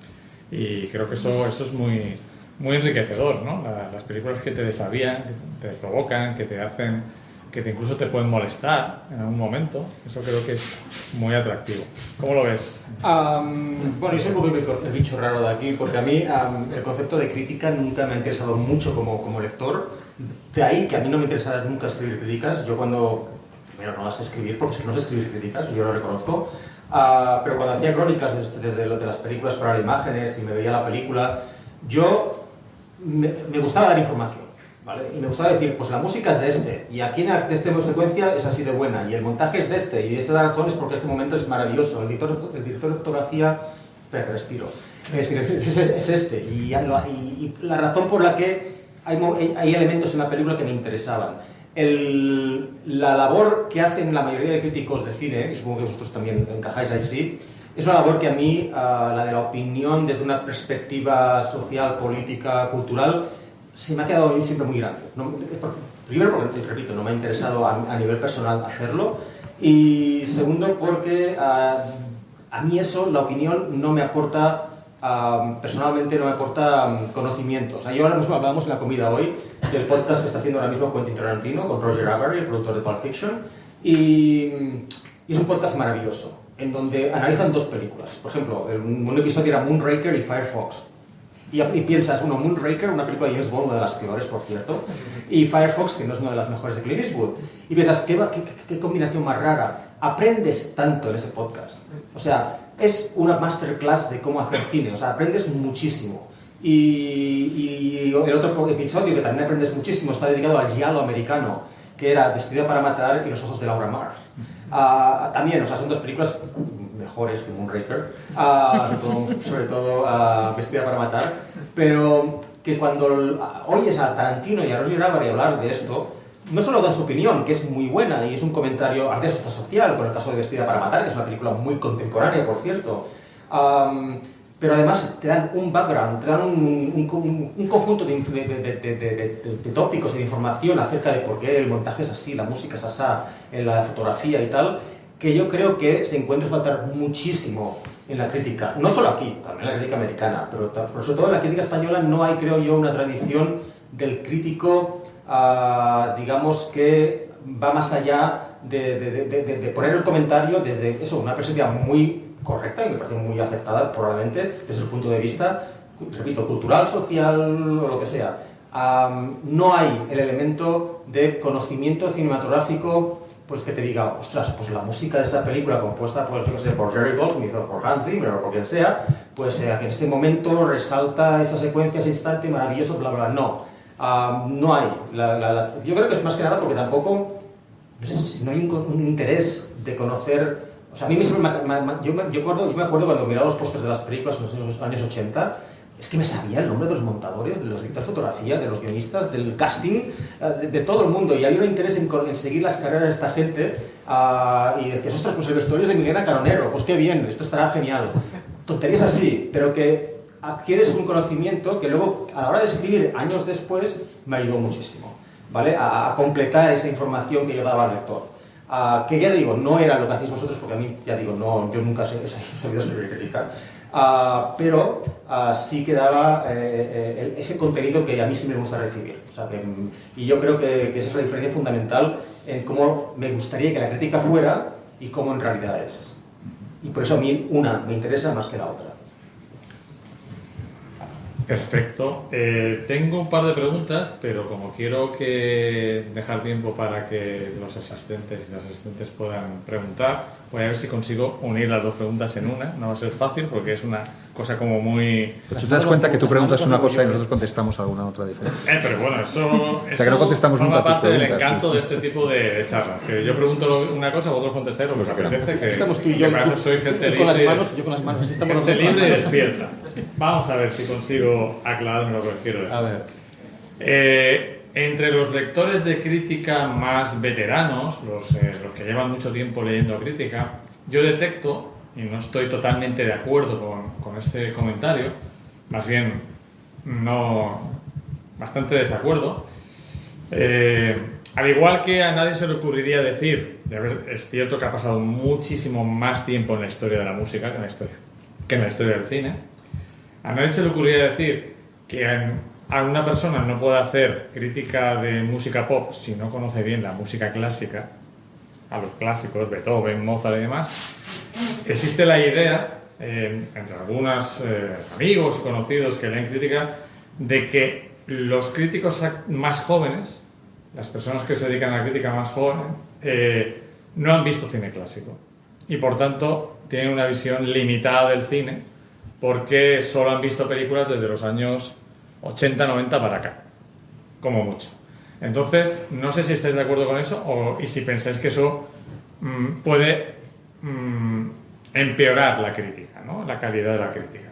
Yo no estoy de acuerdo, ya lo digo, porque es complicado, sobre todo para una persona joven, haber visto todo el cine o muchos de los referentes, ¿no? Y por otro lado, quería preguntaros también, en los años 70, en los años 80, la crítica tenía una fuerza muy importante a la hora de definir la taquilla de una película. Es decir, si Pauline Kael en Estados Unidos decía que tal película era una bazofia, podía condenar a la carrera comercial de esa película. No sé si existe todavía un tipo de películas donde la crítica hace que la gente vaya al cine, por ejemplo, no sé, Asbestas, que está funcionando bastante bien. ¿Está yendo la gente por lo que dice la crítica o no? Y, en consecuencia, también se habla, sobre todo de lo que aquí se llaman provincias, nos llegan noticias de Madrid y Barcelona, de que los críticos que trabajan especialmente para revistas y medios reciben ciertas presiones de las productoras, no ya simplemente por el hecho de que si pones 4 o 5 películas de Paramount mal, pues igual la próxima vez que venga Tom Cruise a presentar una película de Paramount, pues tú que has puesto 4 o 5 películas mal de Paramount no vas a tener una entrevista con Tom Cruise. Eso es algo que se dice en provincias sobre Madrid y Barcelona. Eso es hasta qué punto, aparte de todo lo que sabemos de cómo vas a poner mal a una película de tu amigo director cuando es tu colega y te vas a cenar con él cada vez que estrena una película. Todo eso que hay de verdad, que de mentira, no sé si he sido capaz de resumir todo lo que quería preguntaros. Sí, empiezo yo por la última parte, ¿vale? Pues no, porque la he conocido bastante de cerca. Yo no he sido crítico, pero he sido periodista durante muchos años de cine. La segunda parte, creo que ya los críticos de medios tradicionales no tienen tanta influencia como la que tenían antes, que podían hundir una película o podían hacer que una película fuera taquillera con una sola crítica. Creo que ese tiempo ha pasado. Lo que sí que ocurre ahora es que el run de todas las críticas en general, profesionales y no profesionales, en Twitter, en redes y tal, por ejemplo, Asbestas, los comentarios pues normalmente son muy positivos y a ti te va llegando un run y no sabes muy bien por qué Asbestas es buena, no sabes quién te lo ha dicho que es buena, pero tienes el run de que es buena, ¿no? Entre comentarios de amigos, seguidores de tal, este tema. Tema de imposiciones o de tratar de influir sobre los críticos. Eso ha habido siempre. Eso lo ha habido siempre. No digo que sea de ahora. No, de ahora. Toda la vida ha habido un intento de acallar a los críticos cuando tenían mucha influencia, todavía con mucho más que ahora, de acallar en la medida de lo posible a los críticos cuando las críticas eran negativas o vengarse, ¿no? Pero eso se hacía a través de la publicidad. O sea, por ejemplo, en fotogramas, tú lo has conocido, en imágenes, había mucho cuidado de poner una película bien o mal porque dependía de tu publicidad. Porque la película la revista vivía de la publicidad de las distribuidoras a las que después criticaban. Y entonces, bueno, tú habrás conocido presiones de las majors. Lo famoso que se decía a veces, ¿no? Sobre todo fotogramas, dice, es que tú abres fotogramas y todas las películas tienen son buenas. como mínimo un 3, o sea, todas son 3 estrellas. Entonces, quiero decir que ahí han vivido siempre en el alambre, ¿no? Las revistas en ese sentido. Y luego ha habido pues intentos de cargarse a críticos. Bueno, por ejemplo, Carlos Boyero en los años 70 le echaron de la Guía del Ocio porque las distribuidoras quisieron echarle porque ponía mal sus películas y directamente amenazaron de una manera muy pública a la revista que iban a retirar toda la publicidad. Y también, volviendo a lo que dices tú de las críticas y las entrevistas, hay un problema muy, muy acuciante ahora, es que los periodistas hacen crítica. Y eso es un problema. Antiguamente los periodistas hacían periodismo y los críticos hacían crítica. Entonces, ¿qué ocurre? Es un problema primero por eso, porque a lo mejor después, o sea, digamos, una distribuidora ve que la crítica de esa crítica o crítico / periodista ha sido mala, pues le van a amenazar, no le van a dar una entrevista, ¿no? O los propios directores, oye, que tú me pusiste mal, pues ya no te doy la entrevista. Nos llega a provincias parte de verdad, ¿no? Eso ocurre, pero en el fondo de todo eso es que lo pueden hacer porque ahora mismo, digamos la crítica del periodismo está en crisis y está en un momento muy precario. Entonces tienen esos armas, ¿no? Y a la vez también lo que ocurre es que el hecho de que un periodista y un crítico sea al mismo tiempo, hagan los dos oficios, es que sin querer también se pueda crear un cierto vínculo entre los dos. Es decir, o sea, yo te voy a entrevistar, tú has hecho una película, te voy a entrevistar hoy, oye, me caes muy bien y me duele, o sea, me resulta muy complicado y muy difícil hacer una crítica negativa sabiendo cuánto te ha costado hacer esa película, ¿no? Estoy muy mediatizado por una relación que en este caso no estamos hablando de juegos sucios, sino estamos hablando de una empatía que se puede producir entre el crítico periodista con el creador, autor, que bueno, a lo mejor te parece una estupenda persona, un creador estupendo, y tu película no te ha gustado, te parece deleznable, ¿no? Y sabes cuánto cuesta levantar una película. Entonces es otro problema, y se mezclan varios problemas, ¿eh? O sea, el juego sucio, que lo ha habido, y la empatía que sigue existiendo, y la empatía que produce el hecho de hacer dos oficios que tendrían que ir separados. Lo que comentabas del run run es muy cierto, ¿no? Incluso hay una página muy famosa que muchos consultamos que es Film Affinity, con esa nota que pone la media del público, y recuerdo que hace poco, hablando también con mis estudiantes, se estrenó Amsterdam, la película Amsterdam, y varios me decían, yo quería ir a verla, pero la han puesto tan mal, tiene una nota tan baja en Film Affinity que no voy a ir, ¿no? Porque claro, tu tiempo es limitado, tu dinero es limitado, claro. Y yo siempre les digo, si te apetecía mucho ir a verla, ve a verla, ¿no? Que no te importe lo que ponga. Sí, lo que pasa es que a lo mejor te apetecía verla por la campaña de publicidad que había habido. Claro, ojo. Claro. Entonces, que te decir que también estabas mediatizado por una campaña de publicidad. Mediatizado siempre estás, pero claro, que... O sea, si te apetecía, ves. A lo mejor, a veces también hay que ir a ver películas, a ver qué pasa, ¿no? Que igual es buena, es mala, ¿no? No podemos pretender que ir al cine sea un contrato 100% de que te va a gustar y que no vas a sentirte decepcionado. A veces cuando vas a ver una película de una manera arriesgada puede ser un horror o encontrarte con una película maravillosa que no esperabas ver. Entonces, es porque se está perdiendo mucho también la figura del gerente de Kinépolis me dijo... Se está perdiendo la figura del gerente de Kinépolis. El hard no sé qué, o sea, el que iba al cine todas las semanas. ¿Eh? Hard viewer o algo así. Sí, que eso se está perdiendo. Había muchas personas que iban al cine por sistema todos los viernes a su cine del barrio y eso se está perdiendo porque ahora estamos todo el rato pensando, ¿será buena? ¿Será mala? A ver si... Y estamos perdiendo todos ese riesgo de meternos a ver una película a ver qué pasa. Pues no solo es el riesgo. Yo cuando empecé a ir al cine, que tenía pues 7-8 años, años 77-78, recuerdo ir con mi hermano a ver 2 películas en cines de estreno seguidas y no sabías lo que ibas a ver. O sea, ibas a ver, yo me acuerdo un programa doble esquizofrénico, que era La espía que me amó y Perros callejeros. O sea, claro, y te metías a ver eso con 7 años, que una es clasificada para mayores de 18 y la otra para todo el público, y salías como... así sales. O sea, entonces... Ahora me explico. Ahora te explicas todo, ¿verdad? Y entonces, claro, es la idea de que ahora, primero, el concepto de que el cine es caro, ¿vale? El concepto no lo es. Porque podéis ir a ver una película por 7, de hecho, de 5 a 8 euros, tranquilamente, cuando una cerveza en un bar de moda os va a costar eso, ¿vale? Y además pensar que es cultura. Entonces, el tema está en que ahora es el concepto de que, lo que decías tú, es que si es mala, bueno, pues es mala, es mala. No es tu culpa, pero disfrútala, intenta aprender, lo que decía antes, intenta aprender el por qué es mala, ¿vale? Míratela y dices, ostras, pues es mala, pues porque el guión aquí para de ser interesante, ¿y por qué para de ser interesante aquí? O sea, aprende el concepto, la idea de por qué no te gusta, igual te enseña algo. O sea, a veces aprende más de las películas malas que de las buenas, o sea, eso está clarísimo. Mira Michael Bay.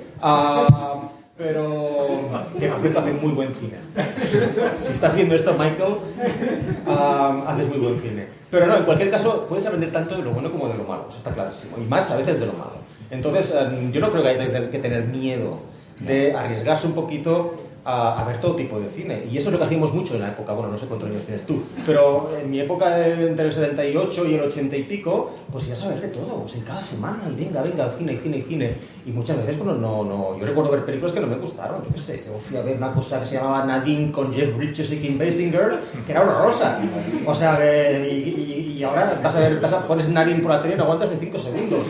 O sea, y yo estuve en el cine, pues de principio a fin. Pero luego también me fui a ver el Starman de John Carpenter, después de ver La Cosa y otras, y dices, ostras, qué peliculón, y nadie dijo que era buena Starman en aquel momento. Y claro, pues eso, pues vas viendo cosillas y de vez en cuando pues descubres maravillas absolutas. Y bueno, pues ya me he quedado solucionado. Sí, yo pensando un poco en este miedo, ¿no?, a equivocarse, tal vez más de la gente joven o de lo que me sucede en la actualidad. Claro, si te equivocas en las plataformas, pues te da igual, ¿no? Pero al final el cine implica muchas cosas, ¿no? Vas allí, tienes que escoger, en fin. Claro, tienes que desplazarte, sí, aparcar, hacer cola. Sí, y luego, a ver, también está el hecho que me parece interesante, que lo que has comentado, ¿no? Al final, cuando tienes... quiero decir que la historia del cine que nosotros llevamos detrás...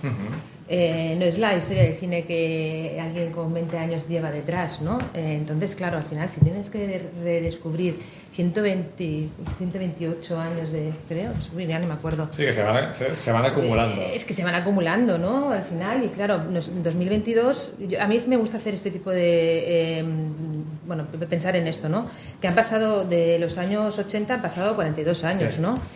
Que cuando yo nací... de los años 70, también habían pasado 40 años, eran 1930. Es que al final hay que tener un poco de... Eso es muy cierto, además es un ejercicio mental que yo hago también, pero también es cierto... Es que para estas generaciones, los 80 es el cine clásico. Claro. Es que tiene todo el sentido del mundo, porque para mí el cine clásico era los años 30. Incluso hay películas que viste en su momento que cuando las viste había pasado menos tiempo desde que se habían hecho, ahora desde que las viste a hoy. Es que claro. Entonces, claro, yo entiendo ese miedo a voy y me voy a equivocar y aún tengo alguien que le gusta ver mucho cine y aún tengo que ver todas estas más, ¿no? Y aún me queda la década de los 60, los 60 cuando llegue.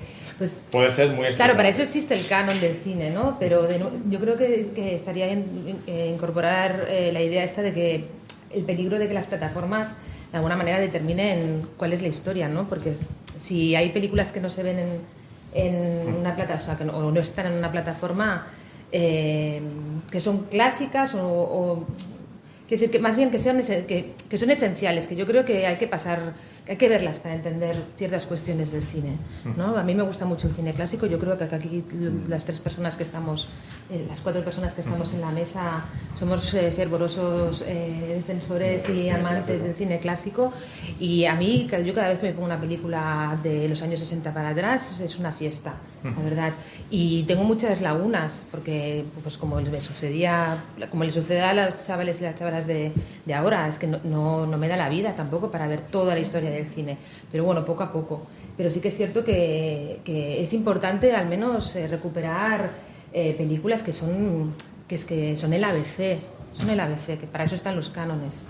A mí me encanta has dicho una cosa que es divertidísima, y es el hecho de los años que han pasado. Habrán pasado más años entre En busca del arca perdida y Indiana Jones 5, que estará el año que viene, que entre Casablanca y el arca perdida. O sea, cuando piensas en eso, o sea, hay muchísimo más cine entre los 5 Indiana Jones que desde Casablanca en el año 42 hasta el año 81 en el arca perdida. Pues claro, estamos atacando un poquito al público joven que, dejando de lado que tienen, yo creo, un futuro muchísimo más complicado a nivel profesional que nosotros teníamos, o al menos en mi caso, yo tenía una idea muy clara de lo que me quería dedicar. Yo, número 1, me quería alargar del país, y número 2, me quería dedicar al cine. Y ya está, hice las dos cosas.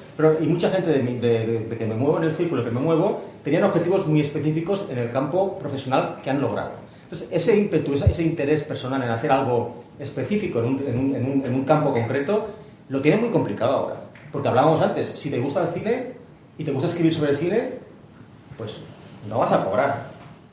Entonces, claro, ¿cómo vas a sobrevivir? O sea, ¿qué? ¿Vas a trabajar en Mercadona de 9 a 5 y luego ponerte en casa a escribir crónicas para el blog que no va a leer nadie? No es justo.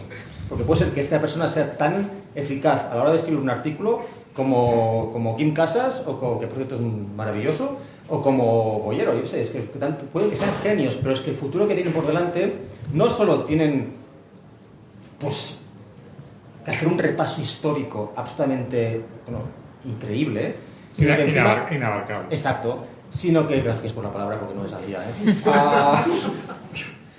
y entonces, no solo eso, sino que encima lo que es la recompensa profesional a ellos no lo van a tener, no se va a hacer real.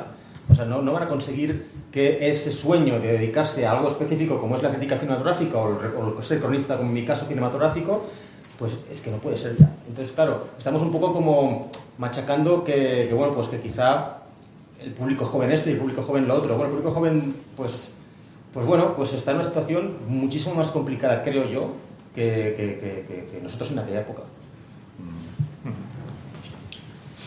Muy bien, pues comentado todo lo que las preguntas, vamos a iniciar el turno de preguntas del público a la mesa. Preguntar libremente a quien queráis preguntar y sin cortaros. Y si hay algo que hemos dicho que no os ha gustado nada, decirlo también. Bueno, si lo he dicho yo, no.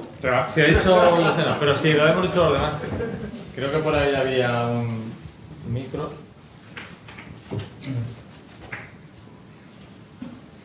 Gracias.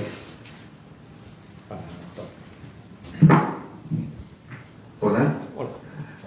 Sí, soy Antonio Sempere, Sabio Caneda, que creo que es el único que no me conoce.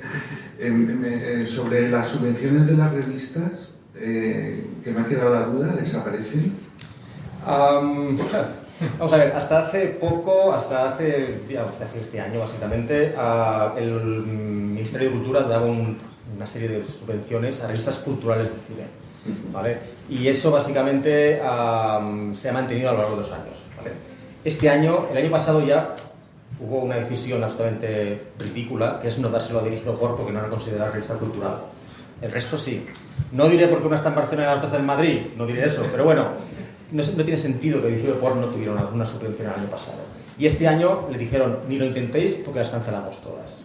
Entonces, en teoría, las revistas que se subvencionaban tipo Caimán, no subvencionaban, que recibían una ayuda de 6.000 euros, o sea que tampoco estamos aquí hablando de millones.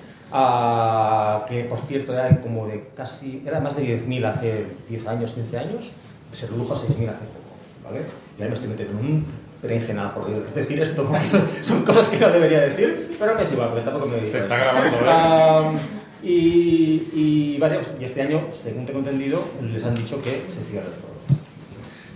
Vale, y muy brevemente la siguiente cuestión, cine español, que es mi especialidad. Centrándome en el Festival de San Sebastián y lo que yo llamo el blues del cine español allí en relación con la crítica, una expresión que me gusta mucho, el Riga del Nudo, año 2022, Girasoles Silvestres. El fin de semana de su estreno, se juega su segunda semana, 5.000 espectadores en toda España, 5.000. He dicho girasoles silvestres, no, perdón, girasoles Somil. Consagración de la primavera, 5.000. Hoy la maternal, hacemos apuestas. Suro no va a llegar a, salvo que en el País Vasco se vuelquen, fuera del País Vasco no va a llegar a 2.000. Por contraste, el público va a lo que quiere ir y los renglones torcidos de Dios se salen, hablamos de que han pagado mucho más de 500.000 de espectadores por verla, hablé de la iglesia, y no quiero extenderme. Pero me interesa mucho más el asunto de el rey va desnudo. ¿Por qué Málaga es muy poca cosa? Nadie quiere ir a Málaga, porque todos queremos esperar a San Sebastián. Ahí se hace ese tapón hasta Isaac y la Cuesta, y Fran Araujo mantienen su película desde febrero ahí, o sea, su pase, su estreno en España hasta septiembre, para luego en taquilla que la vean. Ahí fueron 11.000, 12.000 espectadores, 11.000. Sí. Cuando Basil, una película humildísima de Seminci, que porque Charlie falló por lo que falló, ya sabéis, se cuela en sección oficial y una película como Basil la han visto 10.000, ha superado prácticamente a un año, una noche. Sí, yo lo que creo es que hay que cambiar el paradigma, ¿no? Antes el paradigma del éxito o fracaso de una película lo suponía la taquilla en sala, y ahora creo que hay que cambiar el paradigma. Probablemente hayan visto 4.000 muchas de las películas que has dicho, La Maternal, pero La Maternal la verá mucha más gente cuando se estrene en una plataforma. Entonces el éxito o fracaso de una película que antes lo mantenían, digamos que lo dictaba la taquilla, creo que hay que cambiar ese paradigma. Y en cuanto a lo de San Sebastián y los festivales, sí que es verdad que lo que se han convertido, digamos, es una gran plataforma de marketing. O sea, digamos que es una burbuja en sí mismo. Por ejemplo, tú vas mucho a San Sebastián y vas todos los años, nos conocemos de allí desde hace un montón de años. Digamos que el comportamiento del público en un festival no es un reflejo del comportamiento del público fuera de un festival, porque los festivales se han convertido en grandes eventos y al público ahora le gusta el evento. Y gente que no iría en otras circunstancias a ver este tipo de películas, en un festival va. Pero volviendo al principio, creo que, no sé si estas películas que has citado las verá mucha gente en plataformas o no, pero creo que sí que cambiar el paradigma y que no es ya la taquilla la que dicta el éxito o fracaso de una película. Y dicho esto, creo que todas estas películas que has citado, o la mayoría de ellas, son estupendas, porque creo que es uno de los años del cine español más espectaculares de los últimos tiempos, ¿no? Yo quería añadir también un poco en relación con las malas cifras de taquilla, ¿no? De esa serie de películas de autor que se han estrenado justo ahora en otoño. Creo que también se tiene que cambiar el paradigma, pero ya no solamente en relación a la cuestión de, pues eso, la taquilla. En fin, no soy experta en ese terreno, pero sí que creo que hay un error de cálculo a la hora de estrenar todas las películas en el último trimestre del año. Porque hay un efecto tapón, sí, totalmente, absolutamente. O sea, aparte que hay estrenos fines de semana que se estrenan de 15 a 20 películas, que es una locura, y luego todas las películas españolas supuestamente prestigiosas, ¿no? Que van a San Sebastián y que se estrenan después. ¿Por qué no se estrenan antes, ¿no? Y el caso de la película de Isaki sí que me parece muy sintomático, porque es probable que hubiera funcionado muchísimo mejor recién, o sea, estrenado, no sé, justo después de Berlín. Es mi opinión, ¿eh? Justo después de Berlín, que tampoco es que la película arrasara en Berlín y gustara una barbaridad. Funcionó bien, hubo se fueron con buenas sensaciones, pero yo supongo que, bueno, que el paso, esta especie como de rito de paso de, bueno, sí, que se presente también en San Sebastián, ¿no? Igual habría también que cambiar algunas mentalidades al respecto, es mi opinión, ¿no? Es cierto que el Festival de Málaga está más enfocado a un tipo de cine español más popular, ¿no? De grandes producciones, comedias familiares, otro tipo de público, y el de San Sebastián, pues bueno, tiene este sello, ¿no? del cine de autor. Bueno, quizá habría un poco que, no digo que cambie la filosofía de esos festivales, pero que quizá las distribuidoras y las productoras igual deberían quizá pues eso, transformar, bueno, modificar un poco el paradigma, ¿no? No, y que ha habido el efecto tapón desde el año pasado, después de justo Sí. de la pandemia, porque luego de San Sebastián se suponía que las películas que pasan por San Sebastián van hacia los Goya, ¿no? O sea, digamos, el sello de San Sebastián, la selección de San Sebastián, el supuesto éxito de algunas de ellas en San Sebastián, te dejan en la lanzadera para los Goya. Entonces era, digamos, el recorrido que querían hacer todas las películas. Y sí que es verdad que el año pasado fue tremendo, con El Buen Patrón, Madres Paralelas, todas a la vez, y este año también ha sido tremendo. Pero ha sido tremendo porque hay muy buenas películas. O sea, que otros años había 2 películas en San Sebastián españolas, porque no había más, digamos, que fueran destacables, y este año ha habido muchísimas. Digamos, es un efecto también de la calidad, a lo mejor se están compitiendo unas con otras, y también películas de un estilo muy determinado que compiten por el mismo público. O sea, porque no es que una sea una superproducción y la otra una comedia disparatada y las otras son películas muy de autor, películas de unas dimensiones de producción muy parecidas, muy similares, a las cuales va a ir el mismo público. Yo creo que no estoy de acuerdo con Paula al respecto al nivel de la taquilla. He sido un fan de la taquilla toda mi vida. O sea, yo desde el año 89 leo Variety, lo primero que hago es mirar la lista de películas más taquilleras de la historia y la de la semana y tal. En aquel momento sabías qué película era número 1 en Estados Unidos 3 semanas después. Ahora sabes qué película es la más taquillera del fin de semana el mismo viernes, porque ya calculan que le va a dar el domingo. Entonces el mundo ha cambiado muchísimo y me encanta analizarlo. La diferencia entre España y Estados Unidos es una muy clara.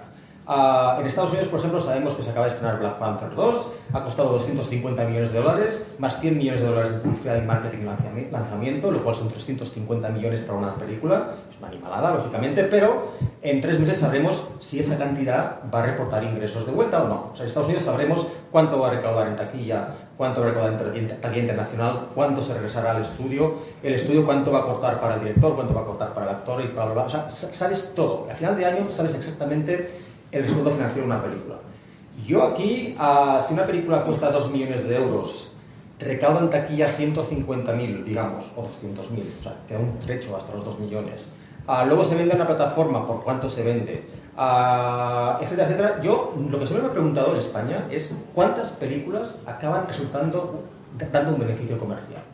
¿Cuántas de todas las que se estrenan? O sea, El Cuarto Pasajero, que ha costado 6 millones quizás, 7, está yendo muy bien, pero ¿va a recaudar los 10 que necesita para dar beneficios? Porque acordemos, o sea, una cosa muy clara y todo el mundo lo sabe, cuando una película se estrena en un cine, la mitad básicamente, por norma general, la mitad de lo que recauda en el cine se la queda al exhibidor y la mitad va de vuelta al estudio.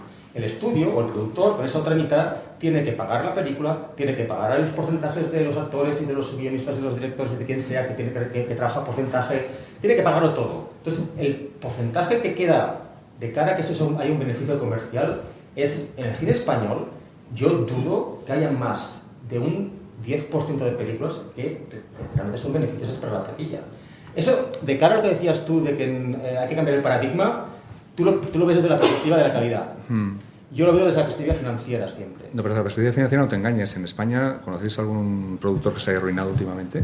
No, yo no se arruiné nunca. No, que te dice que prácticamente el tipo de películas que hacen en España, un porcentaje elevadísimo, están previamente financiadas.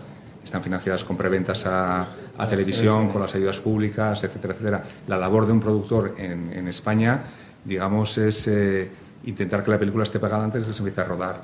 Entonces ganarán más dinero, o sea, en el mejor de los casos puedes ganar dinero, tener un beneficio, en el peor de los casos no te vas a arruinar porque previamente los riesgos están muy controlados, con ayudas, en Europa en general, pero en España creo que un poquito más. Pero el tema creo que es más que nada... Nadie se va a hacer rico, es muy difícil hacerse rico con una peli aquí en España, pero o sea, olvídate de los tiempos en que un productor arriesgado que ponía hipotecaba su casa. No, eso nunca, ni en Estados Unidos tampoco. O sea, que van muy sobre seguro, y por eso en España se tarda como media en levantar una película 7 años.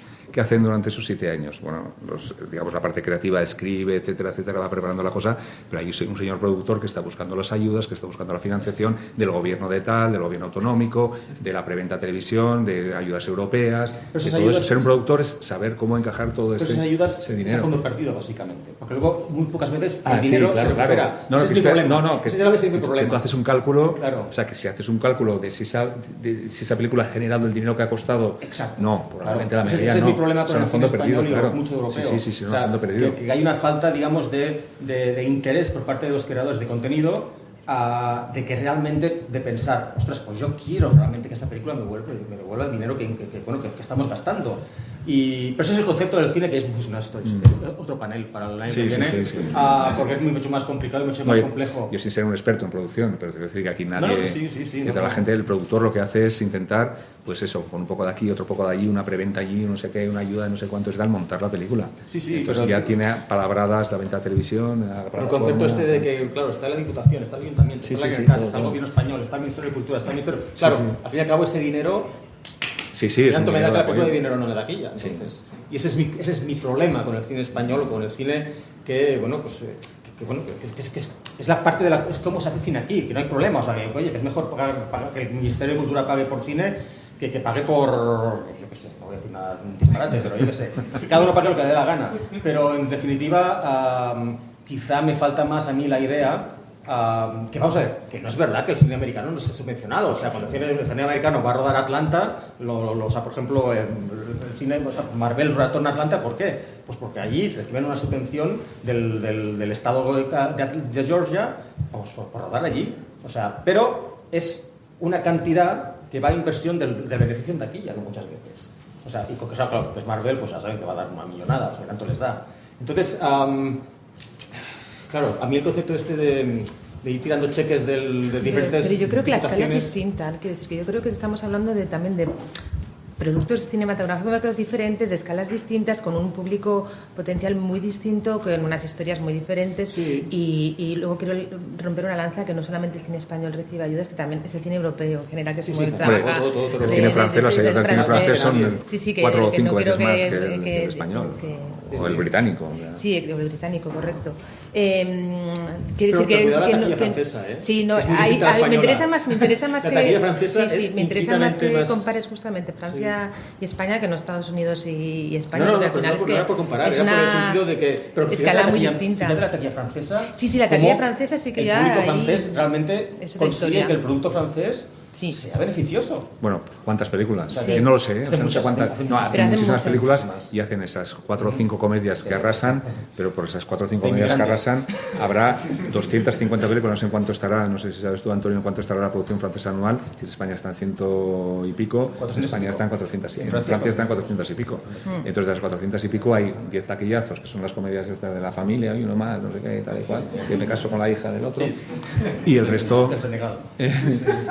y el resto pues sean películas de las cuales no hemos ido a hablar, o películas muy de autor que se presentan y van por los festivales, o coproducciones con países africanos que no nos enteramos de ninguna, que van al Festival de Cannes, a la quincena de realizadores, o a algún sitio de estos, que hay muchísima producción de autor también. O sea. Esto entra dentro de lo que hablamos de otro panel muy distinto, y es el gasto que, por ejemplo, yo estaba pasando por Barcelona otro día y veo un cartel que ponía, que con todo el respeto del mundo, por cierto, nada de atacar, pero era así como cine tibetano, que no nos engañó, era tibetano, en una semana en no sé qué sala de tal, van a hacer un ciclo de cine tibetano, y claro, ahí están todos los logos de todo el ayuntamiento y Generalitat y todo, y piensas, o sea, puede que haya interés, pero o sea, aquí hay un dinero que se está dando sin que luego haya alguien que diga, oye, pues esto ha ido bien, vamos a potenciarlo más, o ha ido mal, tanto nos da, sigamos potenciándolo. Esa contradicción a mí de seguir poniendo dinero a un fondo perdido solo porque es cultura.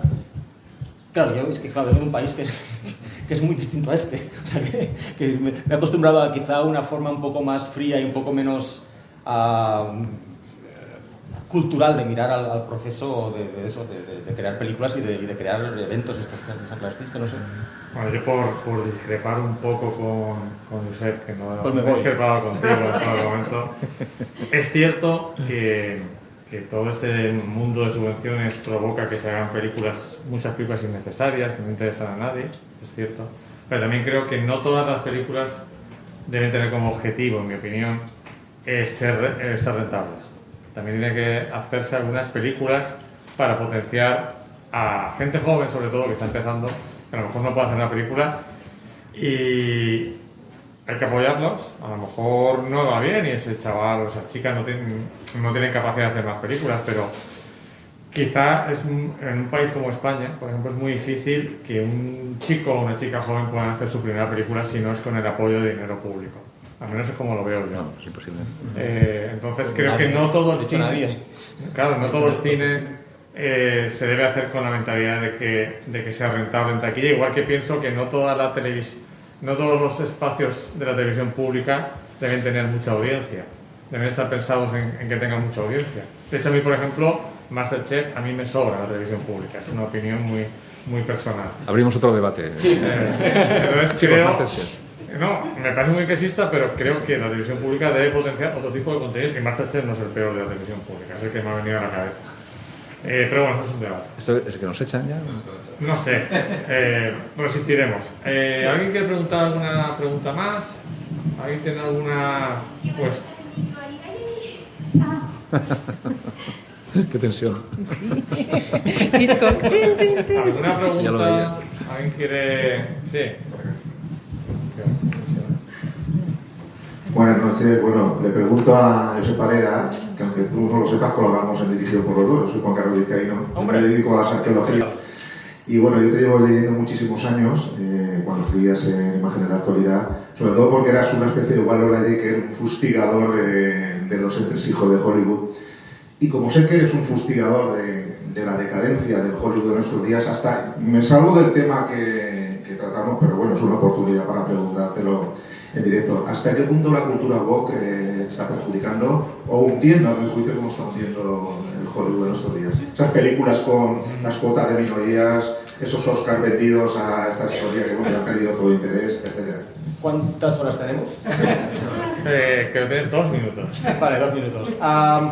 Mira, yo estuve hace poco allí en Los Ángeles, en el Museo del Cine, el nuevo Museo del Cine y tal, y hablábamos en la comida como hay una sala inmensa que tiene lo que es la fotografía gigantesca del monte Rushmore que se usó con la muerte de los talones, ¿vale? O sea, esa es la foto gigante real que Hitchcock usó como fondo de la película y tal, para la persecución y tal. Y ahí está, ¿vale? Hay una nota ahí abajo que explica pues, lo que hizo Hitchcock y tal, y de repente al final te explica que por desgracia la película se filmó en terreno de nativos americanos y que fue una ocupación y tal, no sé qué. Entonces, o sea, está bien, es correcto saber la historia del lugar y esas cosas, pero culpar en cierta forma a Alfred Hitchcock o a los productores de la película o algo así, pues que se usó estamos hablando del año 59, 58, es un mundo distinto. O sea, si Walt Disney en su momento dijo algo en contra de quien sea, pues estás hablando de una época, o sea, de hecho contra los comunistas, en los años 30 o 40, Walt Disney, todo el mundo sabemos que estaban contra los sindicatos y contra el comunismo, pues él lo veía desde una perspectiva de los años 30 y 40. Es una mentalidad muy distinta a la de ahora. O sea, y ahora mismo el problema de los Oscars, por ejemplo, es que, o los Globos de Oro, porque estoy ahora aún, y eso ya es un tema que a mí me encanta, pues es que parece como si votaran o pensaran que hay que, lo que decías tú, dividir el voto. O sea, no puedes tener una nominación a 5 actores blancos ahora mismo, porque por mucho que sean los mejores del año, porque se van a encontrar con una campaña en internet o en el Twitter o en donde sea, que bueno, pues que va a afectar al año de la academia. Y eso genera un sentimiento de culpabilidad brutal. En la prensa americana, en Estados Unidos es mucho peor que aquí, eso te lo aseguro ahora mismo. En la prensa americana, en recepciones, en cualquier lugar. O sea, y por ejemplo, te vas al museo otra vez de Hollywood y hay una sección dedicada a una película que se llama Real Women Have Curves, que es una película latina de los años 80, pero 90, que es malísima. Pero claro, aunque era una película latina de una mujer latina del año 88 y una de las primeras que dirigió una mujer latina, pues dediquémosle el mismo espacio a Ciudadano Kane. Pues no me da la gana, es que, o sea, no es correcto. Pero al mismo tiempo sí que es verdad que ha habido, por otro lado, digamos, un dominio de lo que es la mentalidad exclusivamente blanca, digamos, tradicional, y etcétera, que ha dominado el mercado desde los tiempos, desde el principio. O sea, yo tengo amigos afroamericanos en Estados Unidos que me cuentan pues, que sus padres no podían beber en fuentes donde vivía la gente. Pues esto, o sea, y esto cuando lo piensas y lo analizas bien, pues esto es una tradición histórica y cultural que es absolutamente aberrante. Y la han arrastrado hasta ahora. Y ahora hay, pues, pues el otro lado de la balanza, que a veces es exagerado y a veces es justo. Y bueno, eso es pero claro, ese elemento, digamos, de que sea justo y de que se quede, pues es complicado, porque claro, hasta ahora ha sido así. Y ahora pues está un poco así, y los que están aquí pues se quejan mucho, entre ellos a veces yo un poquito también, pero bueno, hay que ver un poco también el otro lado de las cosas. Y allí se vive de una forma muy distinta, ya te digo, o sea, lo que digo. Mi amiga Lisa explicándome que su madre no podía beber de la fuente que bebían sus compañeros de clase porque ella era negra. Claro, esto ahora pues bueno, se dan cuenta de que tienen más voz, tienen más voto y eso pues no es negativo. Yo creo que aunque sea un tópico, en el punto medio está la virtud, ¿no?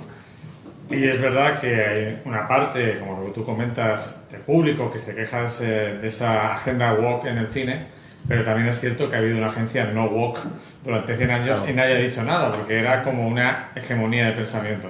Todas las películas eran hombres blancos heterosexuales y nadie le parecía mal. Entonces, quizás simplemente por un hecho de compensación, es un momento histórico en que toca eso, que me parece bien. Lo que pasa es que hay que tener un punto medio, ¿no?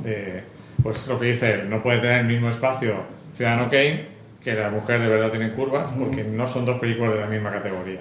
O sea, pero no puede ser es mirar Desayuno con Diamantes ahora mismo y pensar que lo de Mickey Rooney es normal. Es un disparate.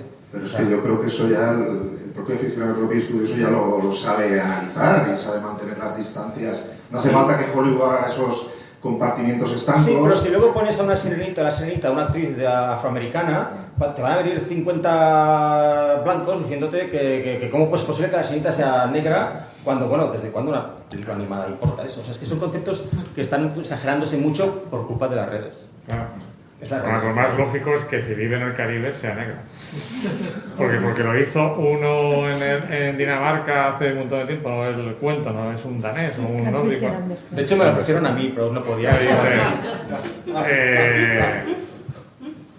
Es que en un cuento no hay ninguna relación histórica real, es decir, y si la sirenita vive en el Caribe, pues es muy coherente que sea... A ver, yo lo que hago notar es que me se dicen... ha puesto en el primer plano. Exacto, lo que comentaba yo de la crítica, exactamente. Bueno, muchísimas gracias, nos tenemos que ir, y muchísimas gracias por vuestra asistencia, y muchas gracias a los miembros de la... Muchas gracias a vosotros.